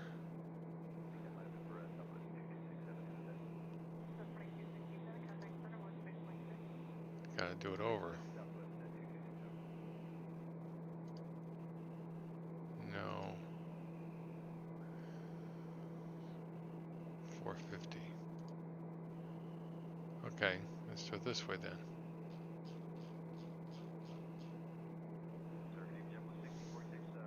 Clear.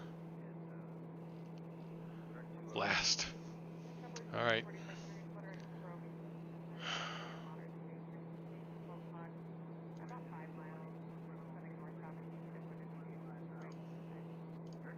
No, not vectors. Damn it.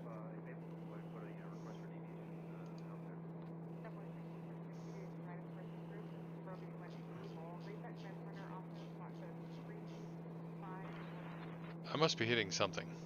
It's driving me nuts.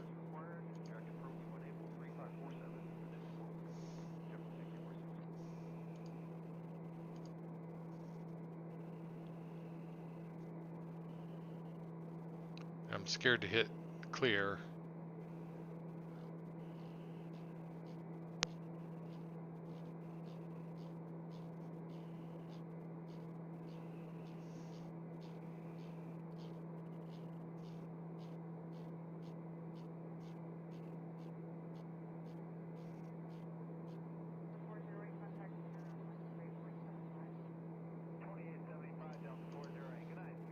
so that's loaded.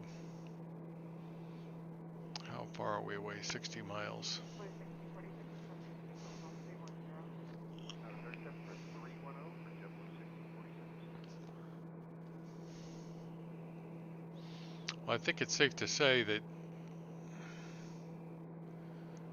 you know, if they've done this well on the coast, imagine how they've done on the rest of it. Here's Crescent City coming up.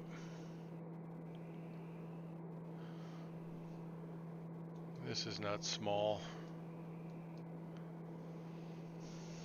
Blue 1646 is still 3 and moderate heavy precipitation, 12 o'clock, currently about 40 miles. And it's got a decent airport. It's 20 miles AM clear. ILS, a couple of RNAVs, a couple of VORs.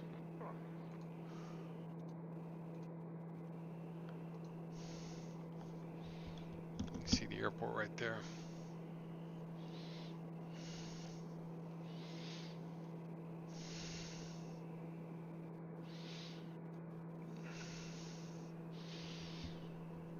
Let's see how it looks. All these airports we've seen along the coast are stock. The one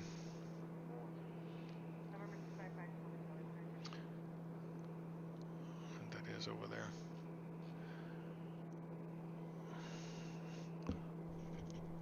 Arcata, I got off the .org. I want to see what this looks like.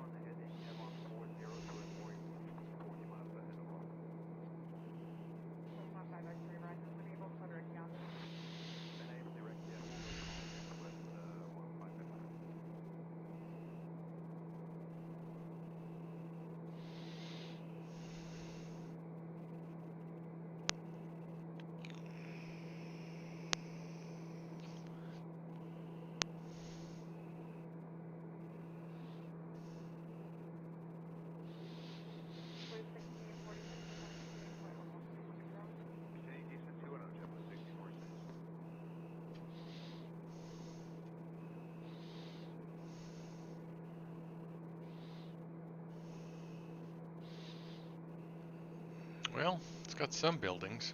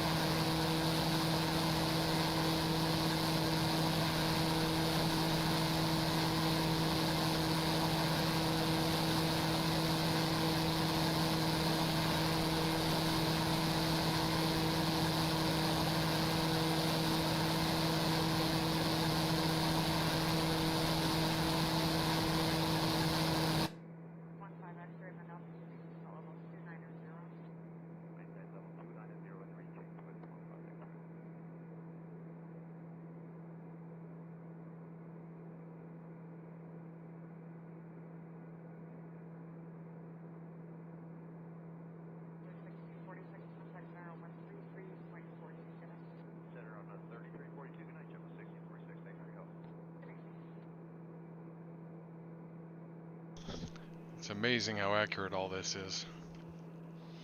That ridge line right there.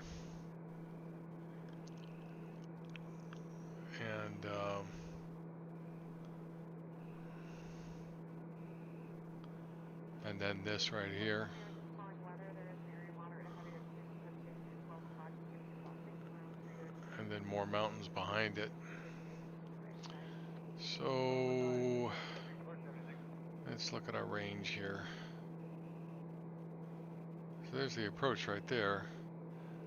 I think it would be a good idea to just go ahead and do the proc and activate the approach. Enter. And let's switch to nav mode.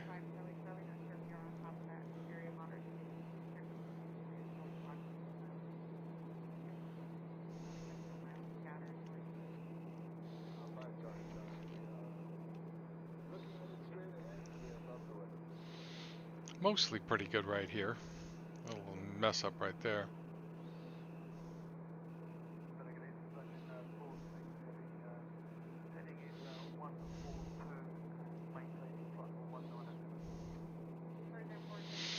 I have to take a look at this section of the coast right here. There should be a big rock right about there, I think. Unless it's here, I don't remember.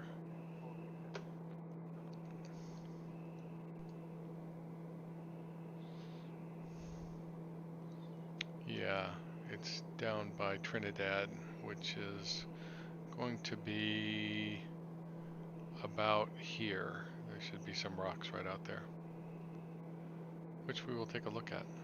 They'll be off to our right.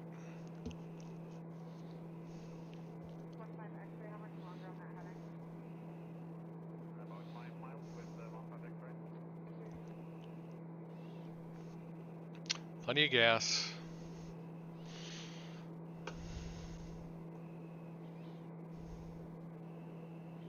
Our alternate was Sacramento. That's why we needed so damn much fuel. Sacramento is a haul from here.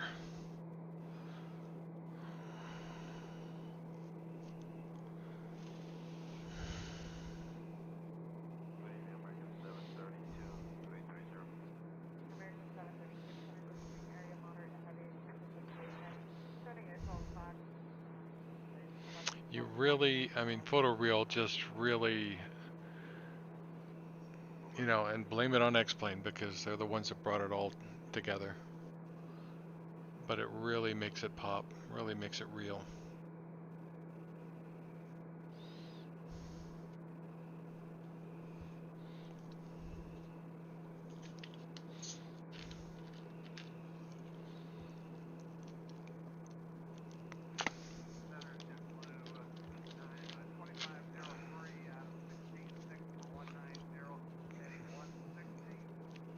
Much as I hope that they really do work on the clouds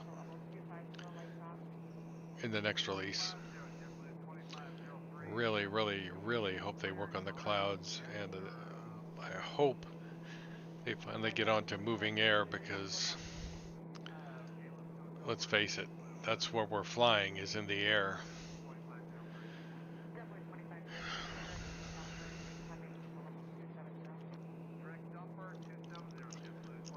That has got to be the weirdest turn on to the approach that I've seen. I mean, I know I'm approaching like this, but wouldn't you think it would bring you this way? Like up here?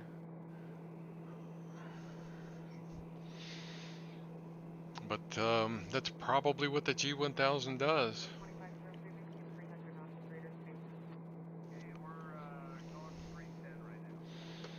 Pay attention to this approach. We'd be 5,700 feet at FOMAC and 4,700 feet at the next fix. And we should bring up the DME.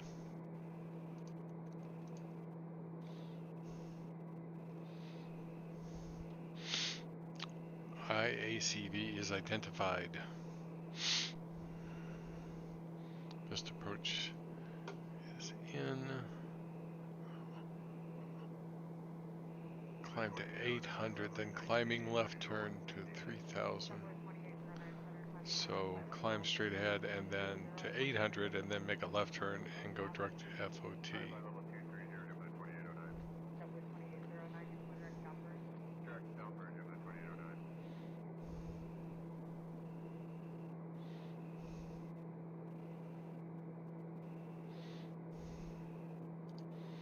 Let's have a look at the terrain. So we're good here. So let's do a Alt 5700 VS down.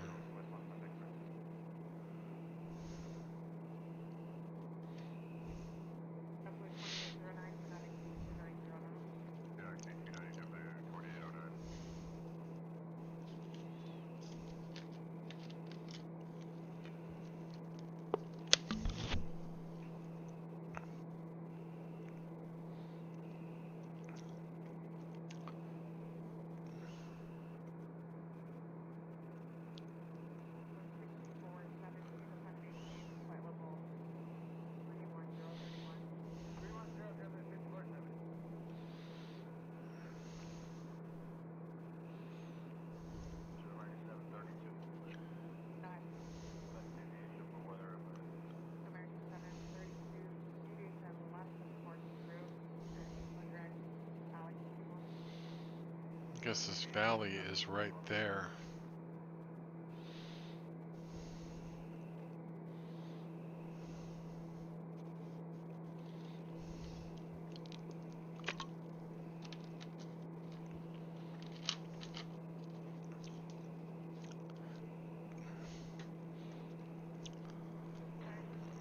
So we'll stay at 5700 until we make this right turn, and then we'll go down to 4700 for the semi dogleg. That's going to be tricky. I could vector myself, I guess.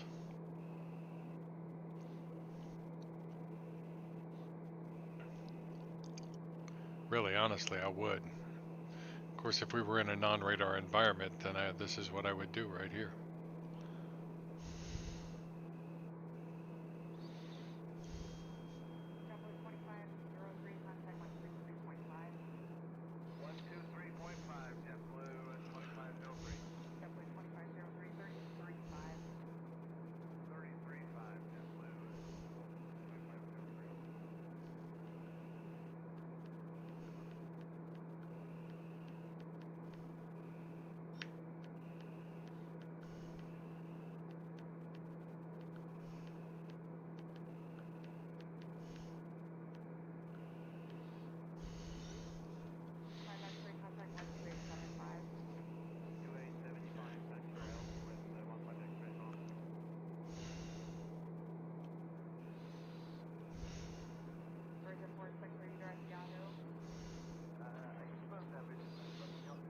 Now, this isn't the best. I mean, it's okay, but it's not the best. Where are we here? Okay, so if I look over here, if I go, let's go here. Actually, here. Yep, there's a rock over there. Actually, should be bigger than that, I think. This is where the bed and breakfasts are, right around here. I think there's some more down here.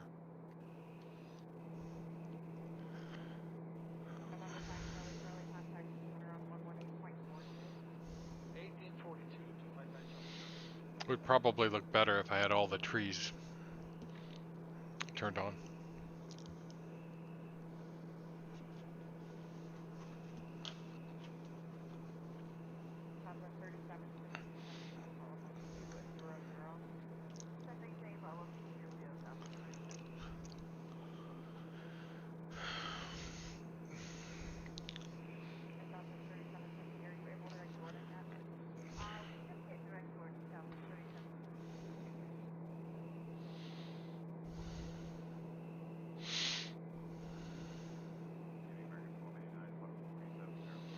This is a beautiful approach at night. In the evening, if you ever fly into Arcata,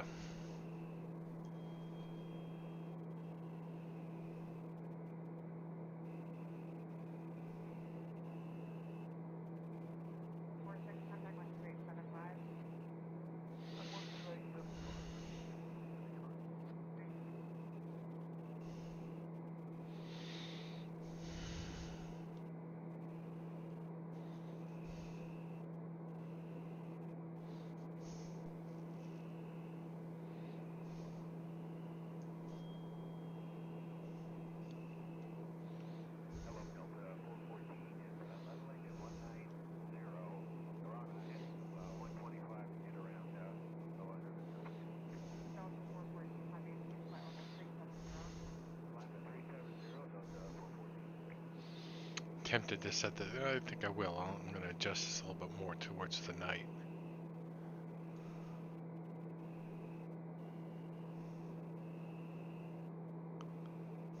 See what I mean? Just beautiful. Yeah, this is it.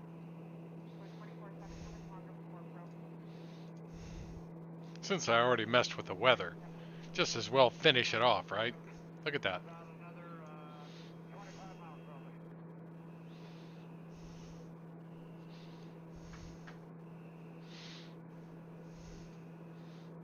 People down on the roads.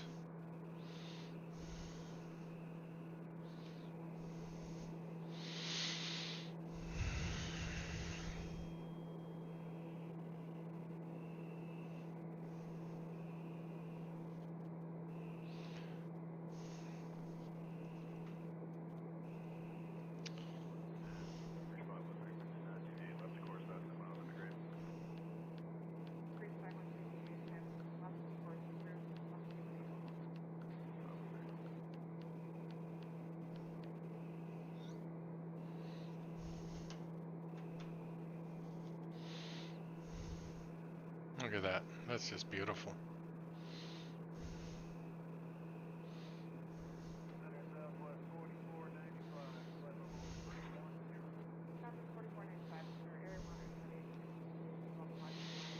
Alright, so I'm at 5,700 feet.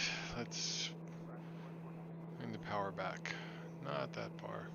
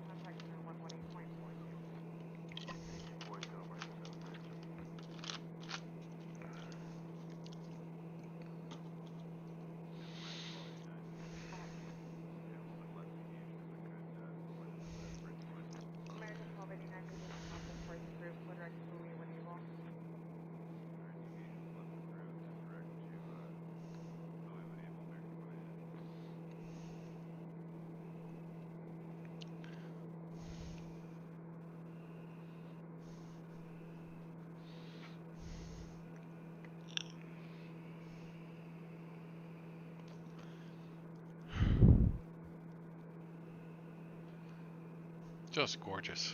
Wow.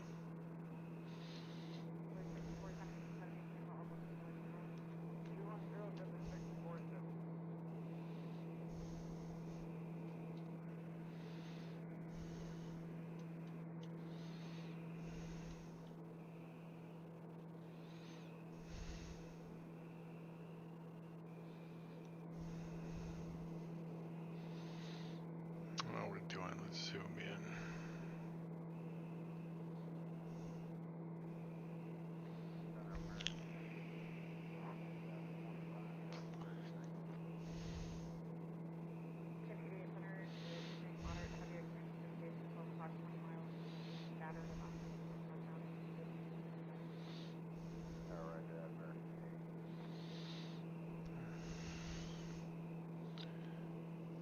It didn't activate the friggin' approach. We will put a knots of flaps down and let's go back, CDI, and we'll go to heading mode and we'll roll right. Come on.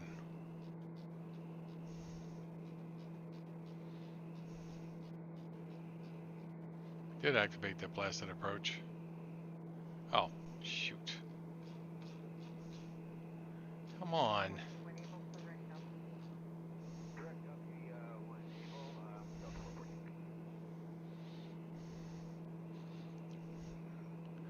Up close and personal with that thing.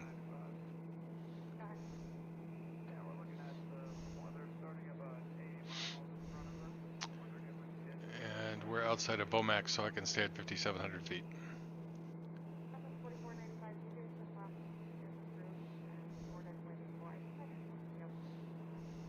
Thank goodness.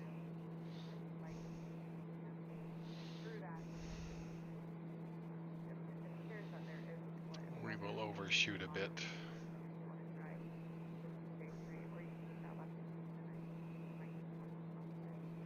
Okay, any ride reports going through there from them? Something like that, the rides actually aren't bad. Ugh. Oh, God. Okay, I think we'll go straight, follow the signal then for 4490. Oh, what's the course? 316. Never set the course.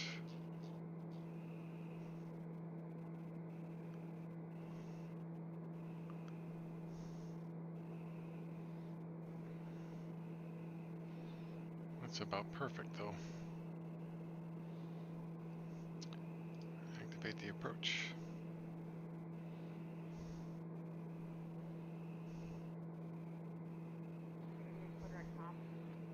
American 88 direct south.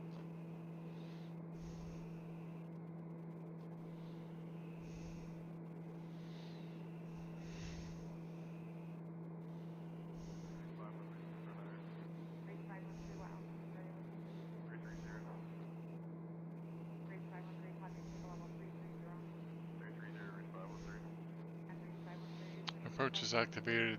Speed is good. We're going a little bit back to the right, but we'll be deviating 5 miles left of center line. Inertial separator on. Landing light on. Alright, so to enable, we're back to 5 miles left of course.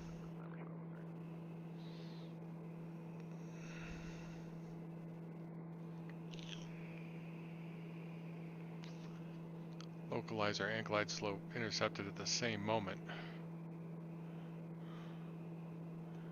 And we can go ahead and put our gear down.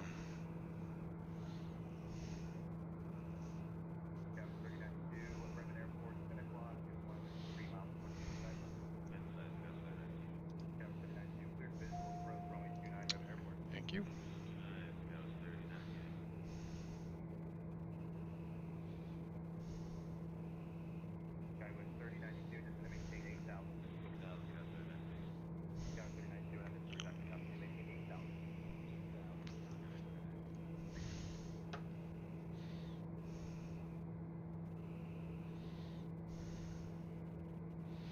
We want to be on the left tank.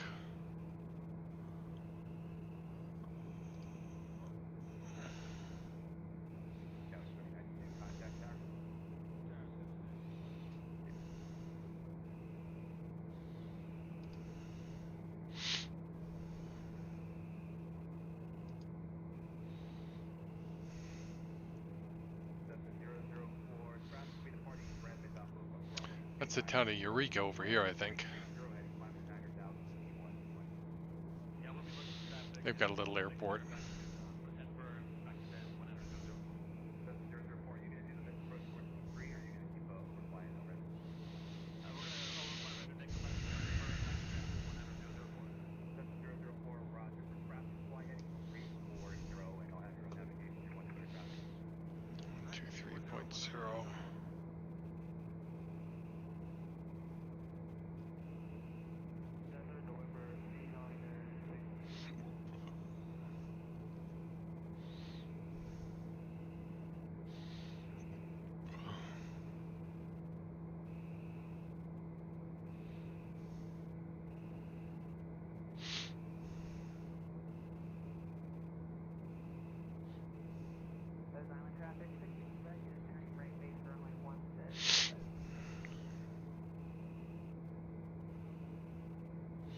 There are two Unicom frequencies. There's 122.8, which everybody knows, and then there's 123.0.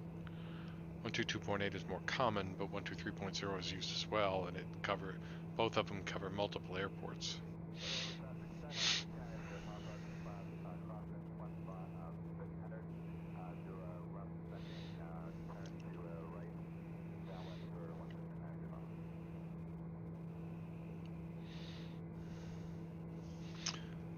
Back. I don't think there's fuel. Yeah, there's no way to adjust that.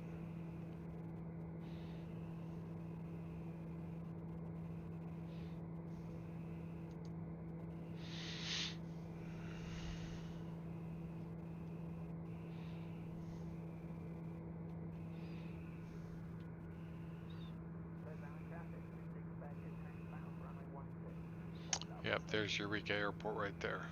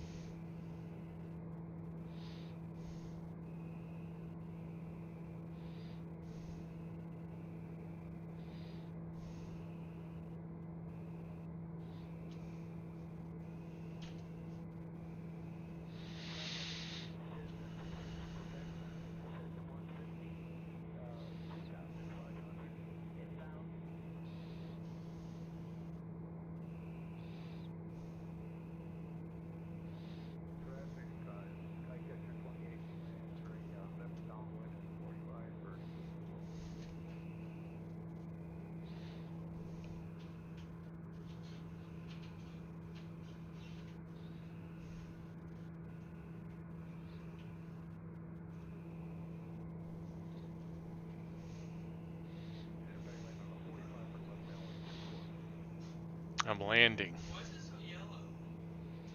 Where's what yellow? This up here? It's nighttime.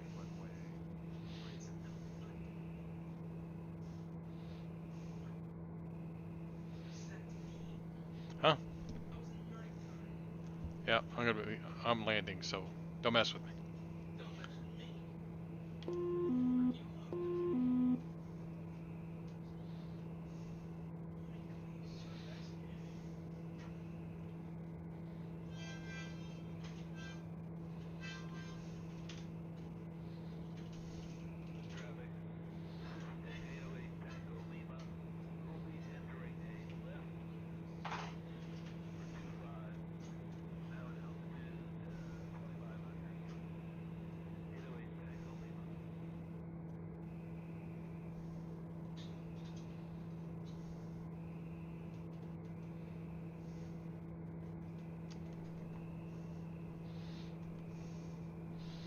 Hey, pilot guy. Yeah, this is one of my. I've flown this approach a bunch of times. This is Arcata, California. So, and this is a .org airport, but it's just so pretty coming in here.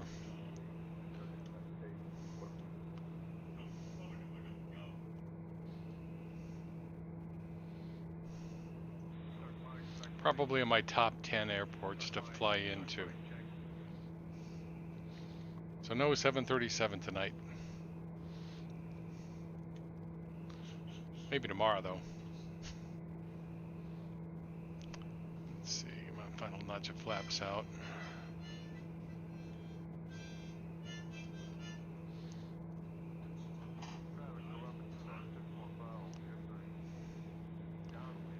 Really?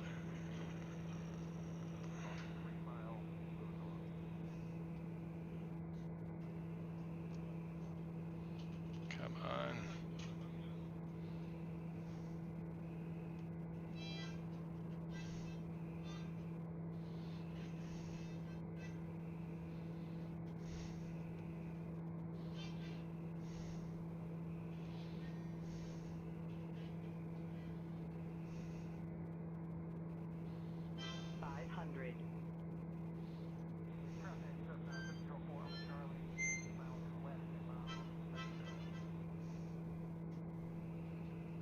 Oh, come on.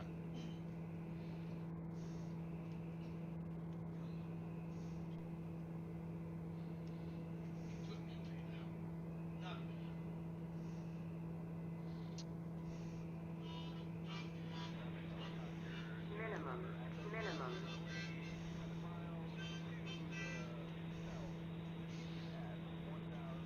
See what I mean about how pretty this is right here. Still a little bit fast.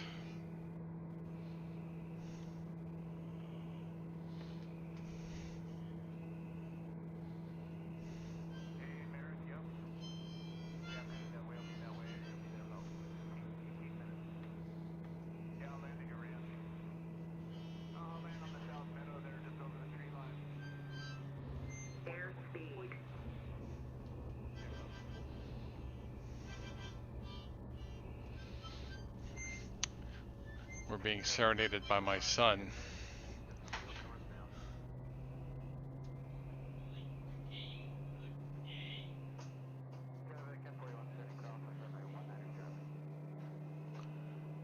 Is that a taxiway over there?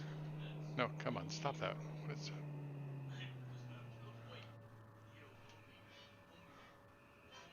This is the one I was after.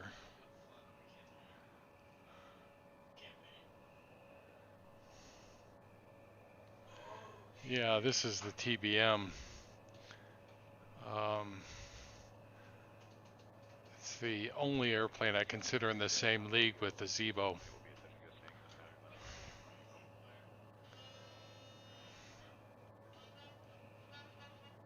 I mean, they did this. If you're not aware of this airplane, really, it is just amazing.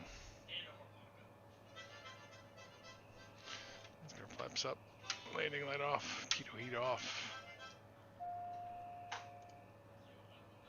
and transponder standby. Damn it!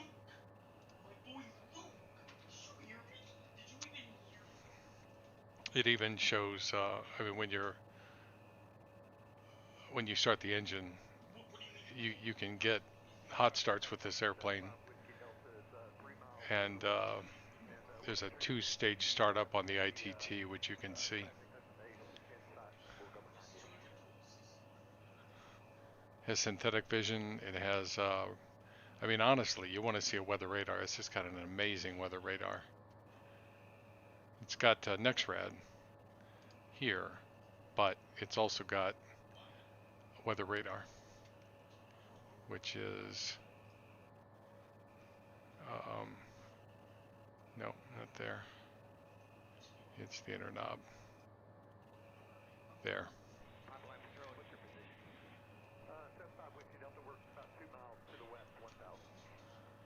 Roger that. We're about 1 mile to the west, 2,000. I've got to shut off, and all this stuff over here works.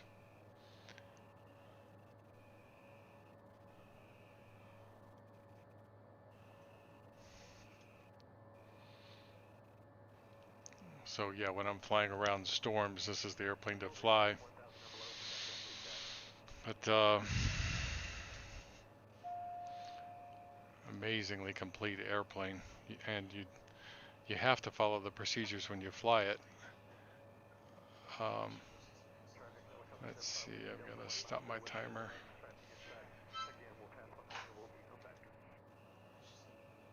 Reset.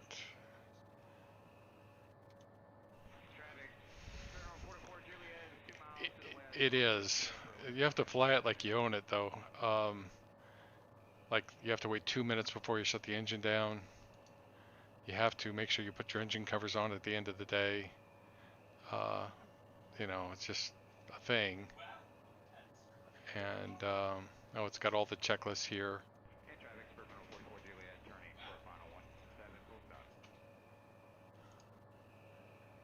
Let's see, so my anti-ice is already off. Check, check, check, check, check. Radar's off, transponders on standby, flaps are up. Strobe switch I can shut off. Lights, taxi light can go off. Check, check, trims.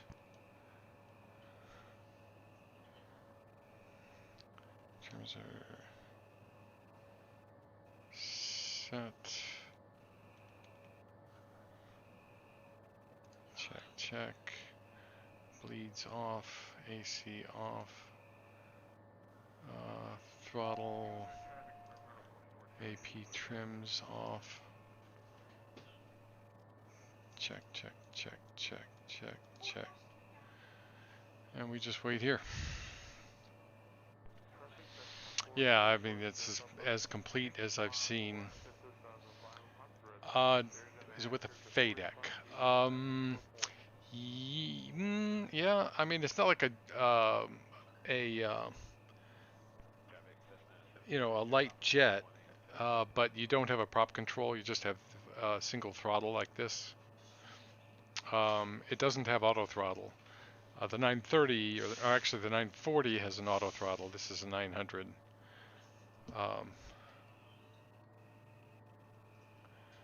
so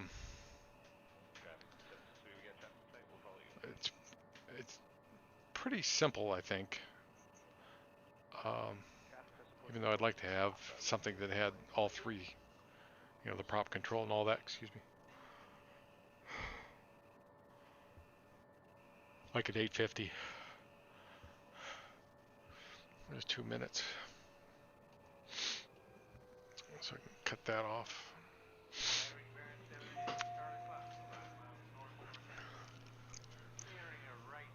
So I guess we should do a replay, huh? That's off. Those are off. Nav off. Oh, and the lights are really nice in this airplane too. See that? Let's see. So shut that off. And that goes off. That goes off. Oxygen I never turned on because I never even got up to altitude. And that covers everything.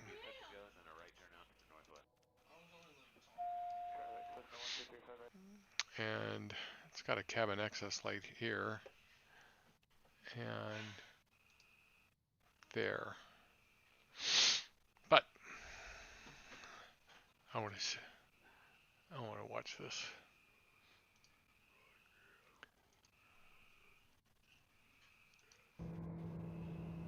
Not that far.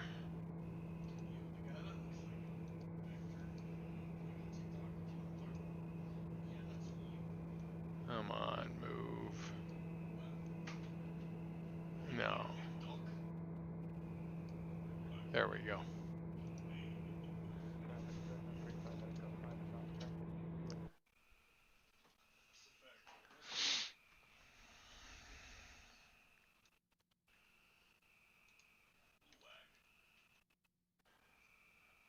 It's lagging.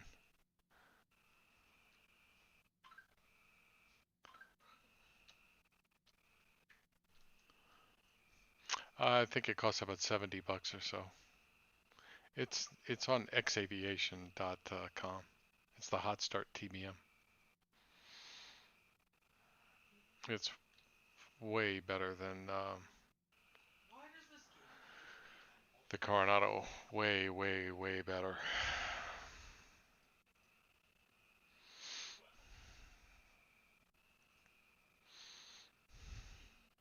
I mean, they really put a lot into it, and the developer's always on Discord, almost always. I don't know if the guy ever sleeps. He's building a new Hawker, by the way. If it's anything like this airplane, is it a Hawker or a Challenger? It's a 600, I think.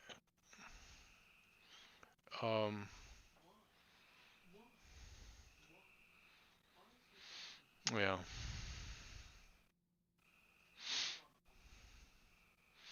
Yeah, it was almost. I mean, it was between doing this flight and doing the 737 again. I was going to fly it again using those things that you told me the other night, and do another GPS approach.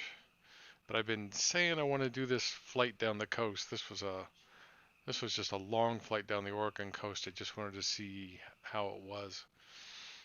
So took a couple of hours. And as you probably know, after a couple of hours flying, even in a real airplane, it gets a little bit boring.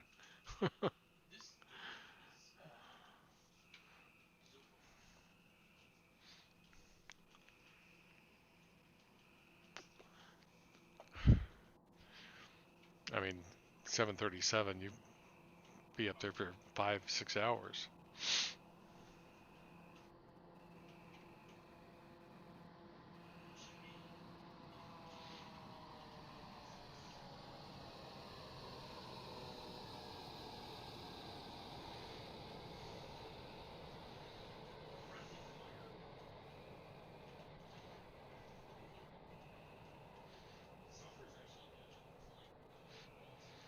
Yeah. I took a warrior, not a warrior. Maybe it was a warrior. I don't know if it was a warrior or an archer. I took it from New Jersey to St. Louis, which is about 8 hours flying with a break in between. And by the time I was done flying for a while. Oh man.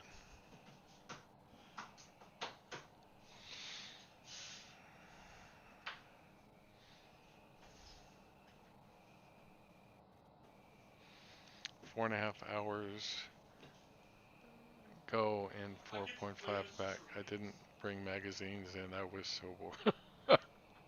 Long haul wouldn't be for me. Yeah, you wouldn't fly 777, so. Even though they're big and roomy and they got nice beds.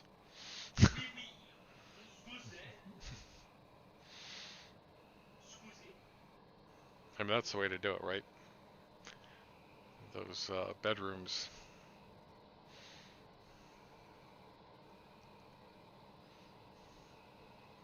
But yeah, this is beautiful. For freeware scenery, it's not bad.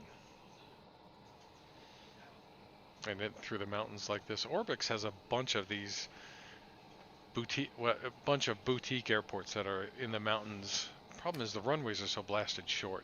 You'd be challenged to get a TBM in there. You could get a. I've been flying the DA62 as well. You want a cheaper airplane. It's a really good airplane though. Once you get a little older and lazier. Yeah, I don't know. I never slept well on airplanes. I used to take flights to China from New York, New Jersey, and by the time you got, it was always a flight. You know, you can imagine what the flight is. It's up over Alaska and all that. And by the time you get down to Japan, you get down to what was the airport there? Begins with an N, Narita. And then you sit there for 3 or 4 hours waiting for your next leg, which takes you to Hong Kong. It's 24 hours before you get there. And one time I tried to sleep, but I couldn't sleep. So the next time I decided I was going to get drunk because I figured I'd sleep. And I didn't sleep. I slept 1 hour. I got drunk on Dom Perignon and fell asleep in my chair. You know, obviously in my chair, flying first class, by the way, and paid for by the company, and slept for 1 hour, and I was awake the other 23 hours. You learned multi in a DA62? Oh, a 42? Really? Wow. The that's a cheaper airplane, but it's a really good airplane too. The one made by Aerobasque. God, that's a good airplane. I just got it like a little over a week ago, and for a 30 bucks, I am impressed. It's you know, just flies beautiful. It's got a lot of features. It doesn't have weather radar, but it's got NexRad. Um, and you can use your keyboard to type in your flight plan, stuff like that, little things. But really good reviews on that thing too. I just held off for the longest time because I didn't know if I wanted another G1000 airplane. DA42, the first time I saw it, I mean, the reason I got the DA62 is because I used to look at the DA42 and think, what a weird looking airplane. And finally I was so used to it by the time the DA62 came around, I was like, well, yeah, it's weird looking, but it's still, you know, an amazing airplane.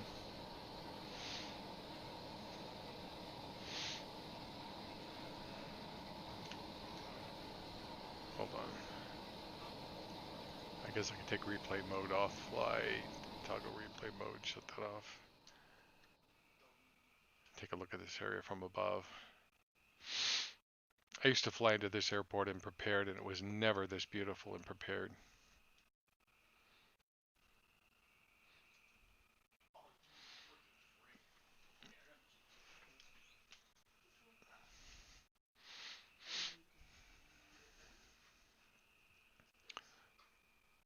Yeah, yeah. If you want some memories, get the Aerobasque one. You know, I held off and I held off, and they finally had it on sale, and I said, all right. Well, you know, they had it on sale a bunch of times, and I kept skipping it. And this last time, I just said I'm caving, so I did. And it is nice, just nice. I love twins, so I don't know how I held off as long as I did. Well, like I said, I didn't know if I wanted another G1000 airplane.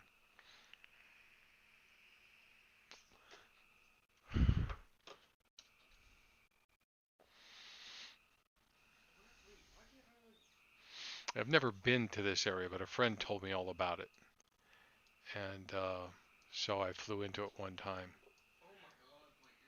and I just like, wow, this is pretty.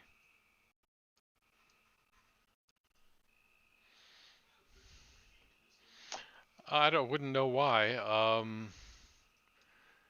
You know, it's I don't know. This is Orbix. Um, you know, what is this? Northern California, right here. My lights are standard. I've got active sky, which does not. That's the clouds, but these are XPlane clouds. All active sky does is arrange the clouds. That's all it does. And you know, it's maybe the weather conditions, to be honest. This is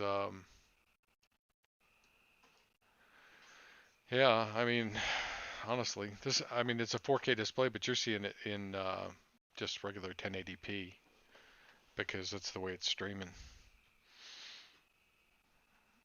I will say it's pretty, but if you load up your sim right now at this airport and set it for like, I would guess 7:30, 8 o'clock at night, it should look like this. And I don't use any sky textures or you know those sky color things either because I knew that they were all going to get blown away by uh, you never flown with classic instruments G1000, DA40, DA42, and then 737 and FSX before. X-Plane is a lot better graphics wise. Yeah, it is. Certainly in terms of the photoreal. And honestly speaking, if you want to practice IMC, you can't beat X-Plane. Even though it takes some work to get a good solid overcast, a good thick solid overcast in X-Plane. Sometimes, um, usually, um, you know, I have to force it. You know, 'cause I love flying.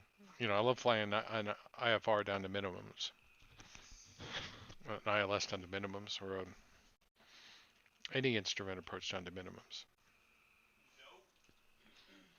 So,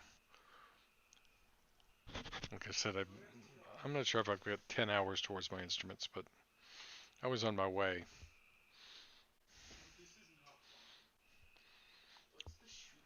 Yeah, I mean, flying in clouds in P3D is just a freaking slideshow. Or at least it used to be.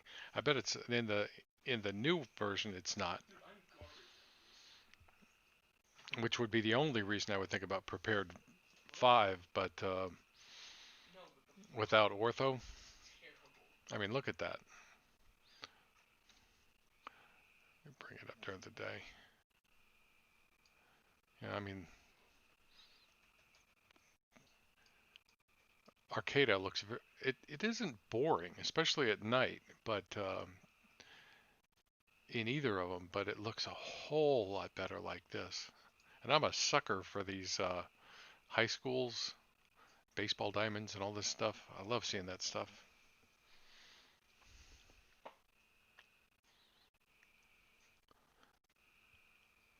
Almost your home airport. You mean in Belgium, or do you mean um, someplace else?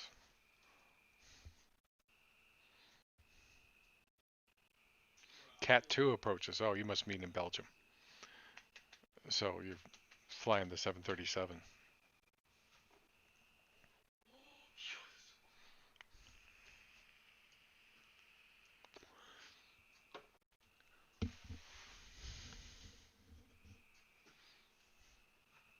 Yeah, it does. And Orbix did this whole area over here. They did the Eureka Airport, but for some reason they didn't do Arcata, which to me was too bad because Eureka is a little tiny derp of an airport. Oh, you're based in Portugal, but I thought you said you live in Belgium. So your home airport is in Portugal, and you must ferry over to Belgium then. Which airport in Portugal?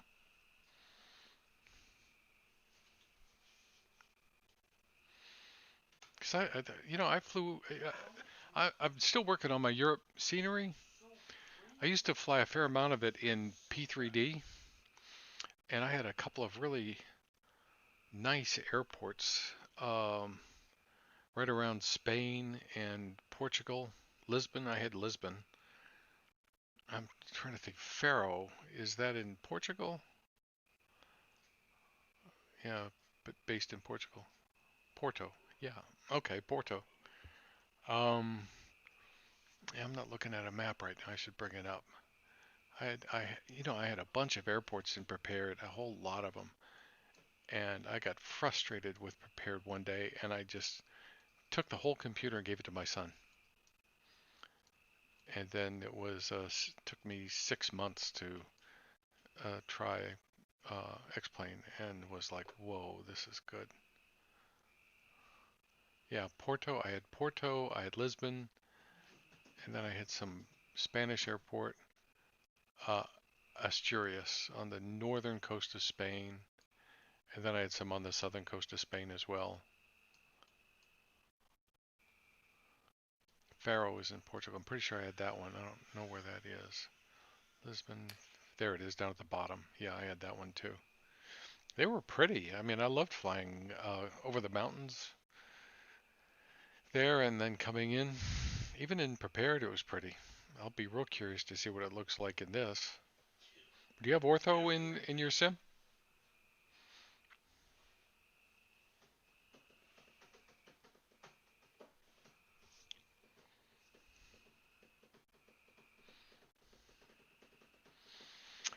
LEAS. That's up to the north, right? That's here? Yeah, Asturias. But that's Spain. Yeah, I flew into it like once or twice. It was nice, but I just had so many airports. I had tons of friggin' airports, and I chucked every single one of them. I guess I still have the licenses, so if I wanted to load up Prepared 3D5, I could, probably a fair amount of them would still work. It doesn't have enough memory. Oh, well, it shouldn't take that much. Your PC is not good enough? It doesn't. Oh, you mean hard drive? Because it really takes a lot of hard drive for ortho. Yeah, it doesn't take much physical memory because it replaces junk that doesn't have to display that.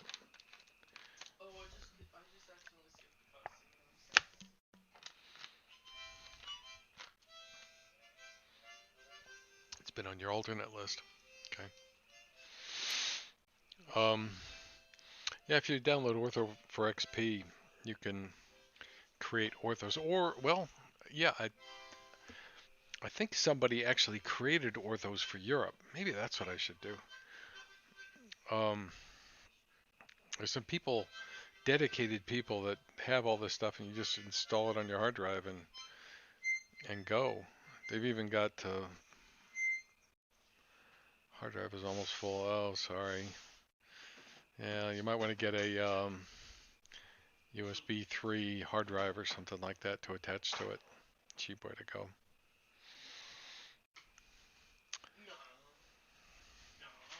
If you can do that. You're not flying right now, so I understand that. Hopefully you guys will be flying again soon. Have you heard anything?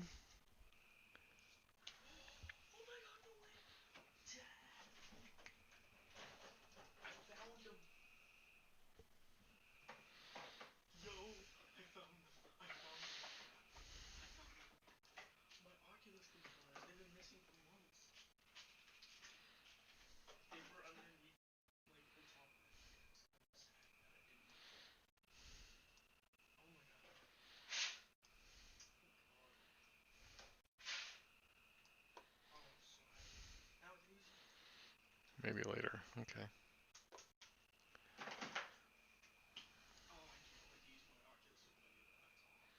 Start in July. Oh, that's not that far. Yeah, I see some other limited amount of flights. Yeah, well, you know, there's a I've noticed quite well. Not I'm not going to say quite a few pilots that are flying sims. Almost all of them XPlane, uh, but real world pilots that are simming. If you know who Stevio Canivo is, I see him flying around in his TB. Well, he's actually flying this TBM. He flies an 850 in the real world. If you look him up on YouTube, he's been posting videos for years. But he's actually started posting X-Plane videos. But yeah, everybody knows who that guy is. Fun to watch his flights. I've learned a lot by watching his flights too.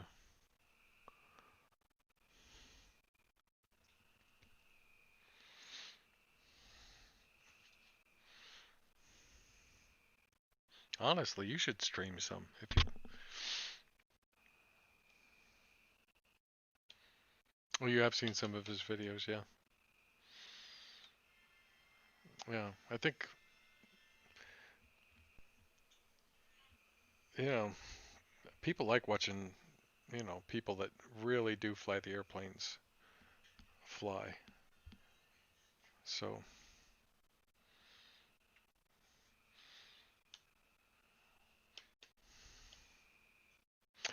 do you know Flight Deck to Sim? I've watched his videos. Yeah, I've watched a bunch of them. In fact, some of the procedures I was following, not all of them, but in fact, it was before you chimed in. My departure procedure is very much similar to his. At least it tries to be. Um, you know, but I need to rewatch some of those things because I haven't watched them in so long. Oh, I see. Well, you still, just give yourself a name like Flight Deck to Sim, except Flight Deck not to Sim or something like that. I don't know how they'd figure it out. Do you think they'd really care? I mean, he's real careful. He doesn't show his checklists or anything like that. I still, to this day, don't know who he flies for.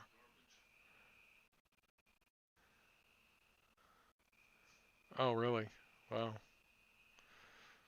Yeah, it took me a while to, the first time I watched his departure procedure, I thought it's just taken off. How hard could this be? But then when you start following those procedures, you're like busy, real busy. And then slowly you start getting used to it. But, all those events, and you gotta, you know, do them all in the right order. And so, yeah.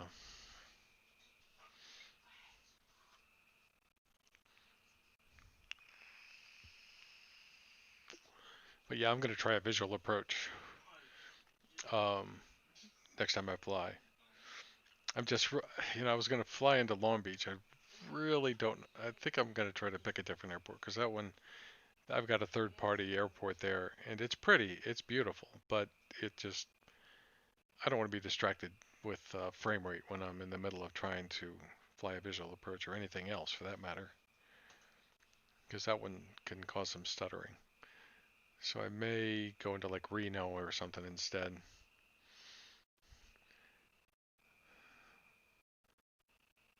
Yeah, but I mean, he could do it, so I don't see where you couldn't do it. So, well, it's me, just me talking. I don't know.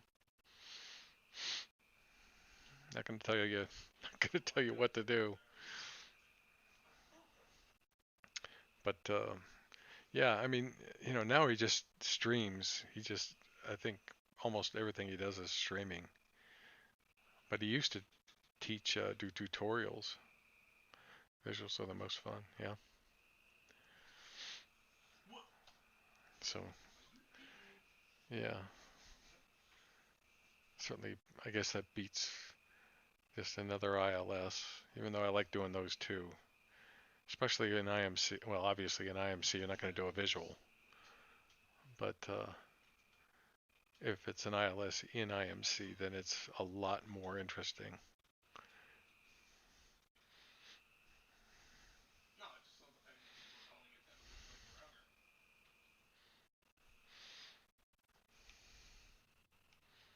Ah, how did my airplane end up over here?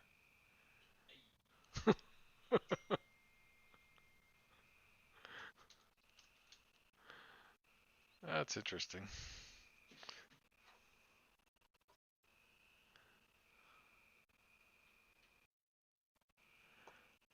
Okay. Well, he doesn't. Again, nobody. I don't think anybody knows who he flies for. I don't know why they'd be so. Well, I could understand why they'd say don't talk about your airline on social media, though. I could definitely understand that. And it's a dangerous thing to do.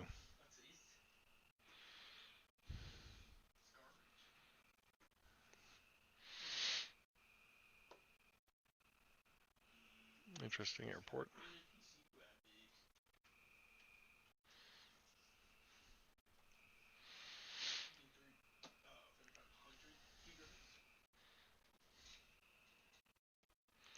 Cat2 approaches late night here. I'm just thinking, please see the runway at minimum. I wish you don't have to go and sleep somewhere else. I bet. I mean, I don't know. I've been in some. I haven't, XPlane is a little bit rough on the, I mean, it's not like flying in the real world. If the visibility says a half mile in XPlane, it is what it is. It's not like clouds going up and down and passing the runway and the visibility goes up for a few minutes and goes down. It's just what it is. And I've noticed that if it says a half mile visibility in XPlane, at least for a Cat 1, you have no hope of seeing the runway. You will not see it. Like you need at least minimum of 3/4. Minimum, you know. I've tried to make it in on a half mile visibility and XPlane, it does not work. But I have seen 737s, like 300 models, come in with 2400 RVR at when I was in the Air Force, and we crank up the runway lights full blast, and they mostly make it in, mostly. 4 flights in a day, being tired is not fun.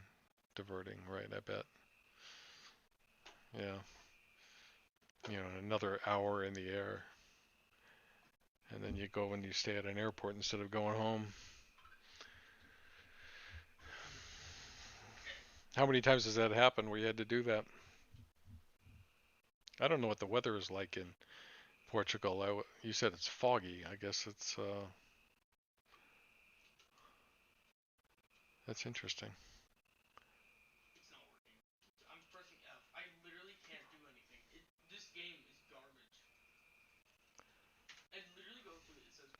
Right now in Porto, it's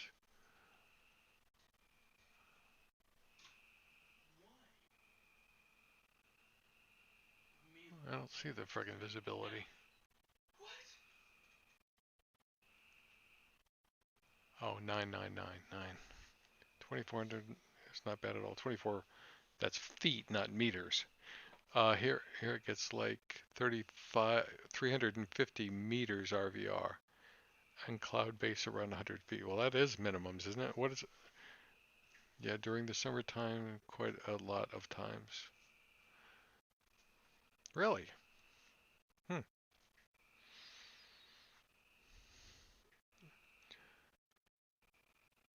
Yeah, there's marginal VFR along the coast right now, but the visibility is good. It just doesn't say anything about fog.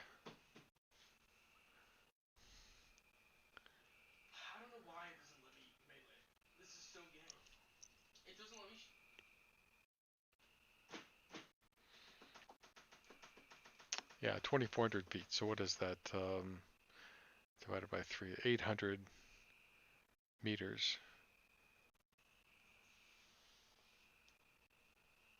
So, and you were having 350. Wow, that's even a lot lower.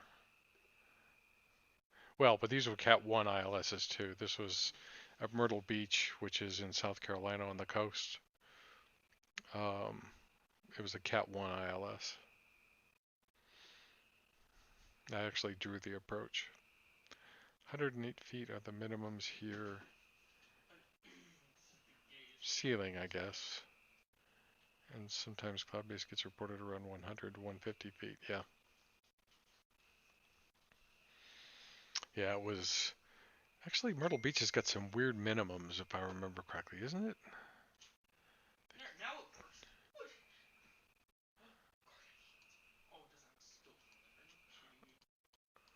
Go over there. Some airport. I think it was Myrtle Beach.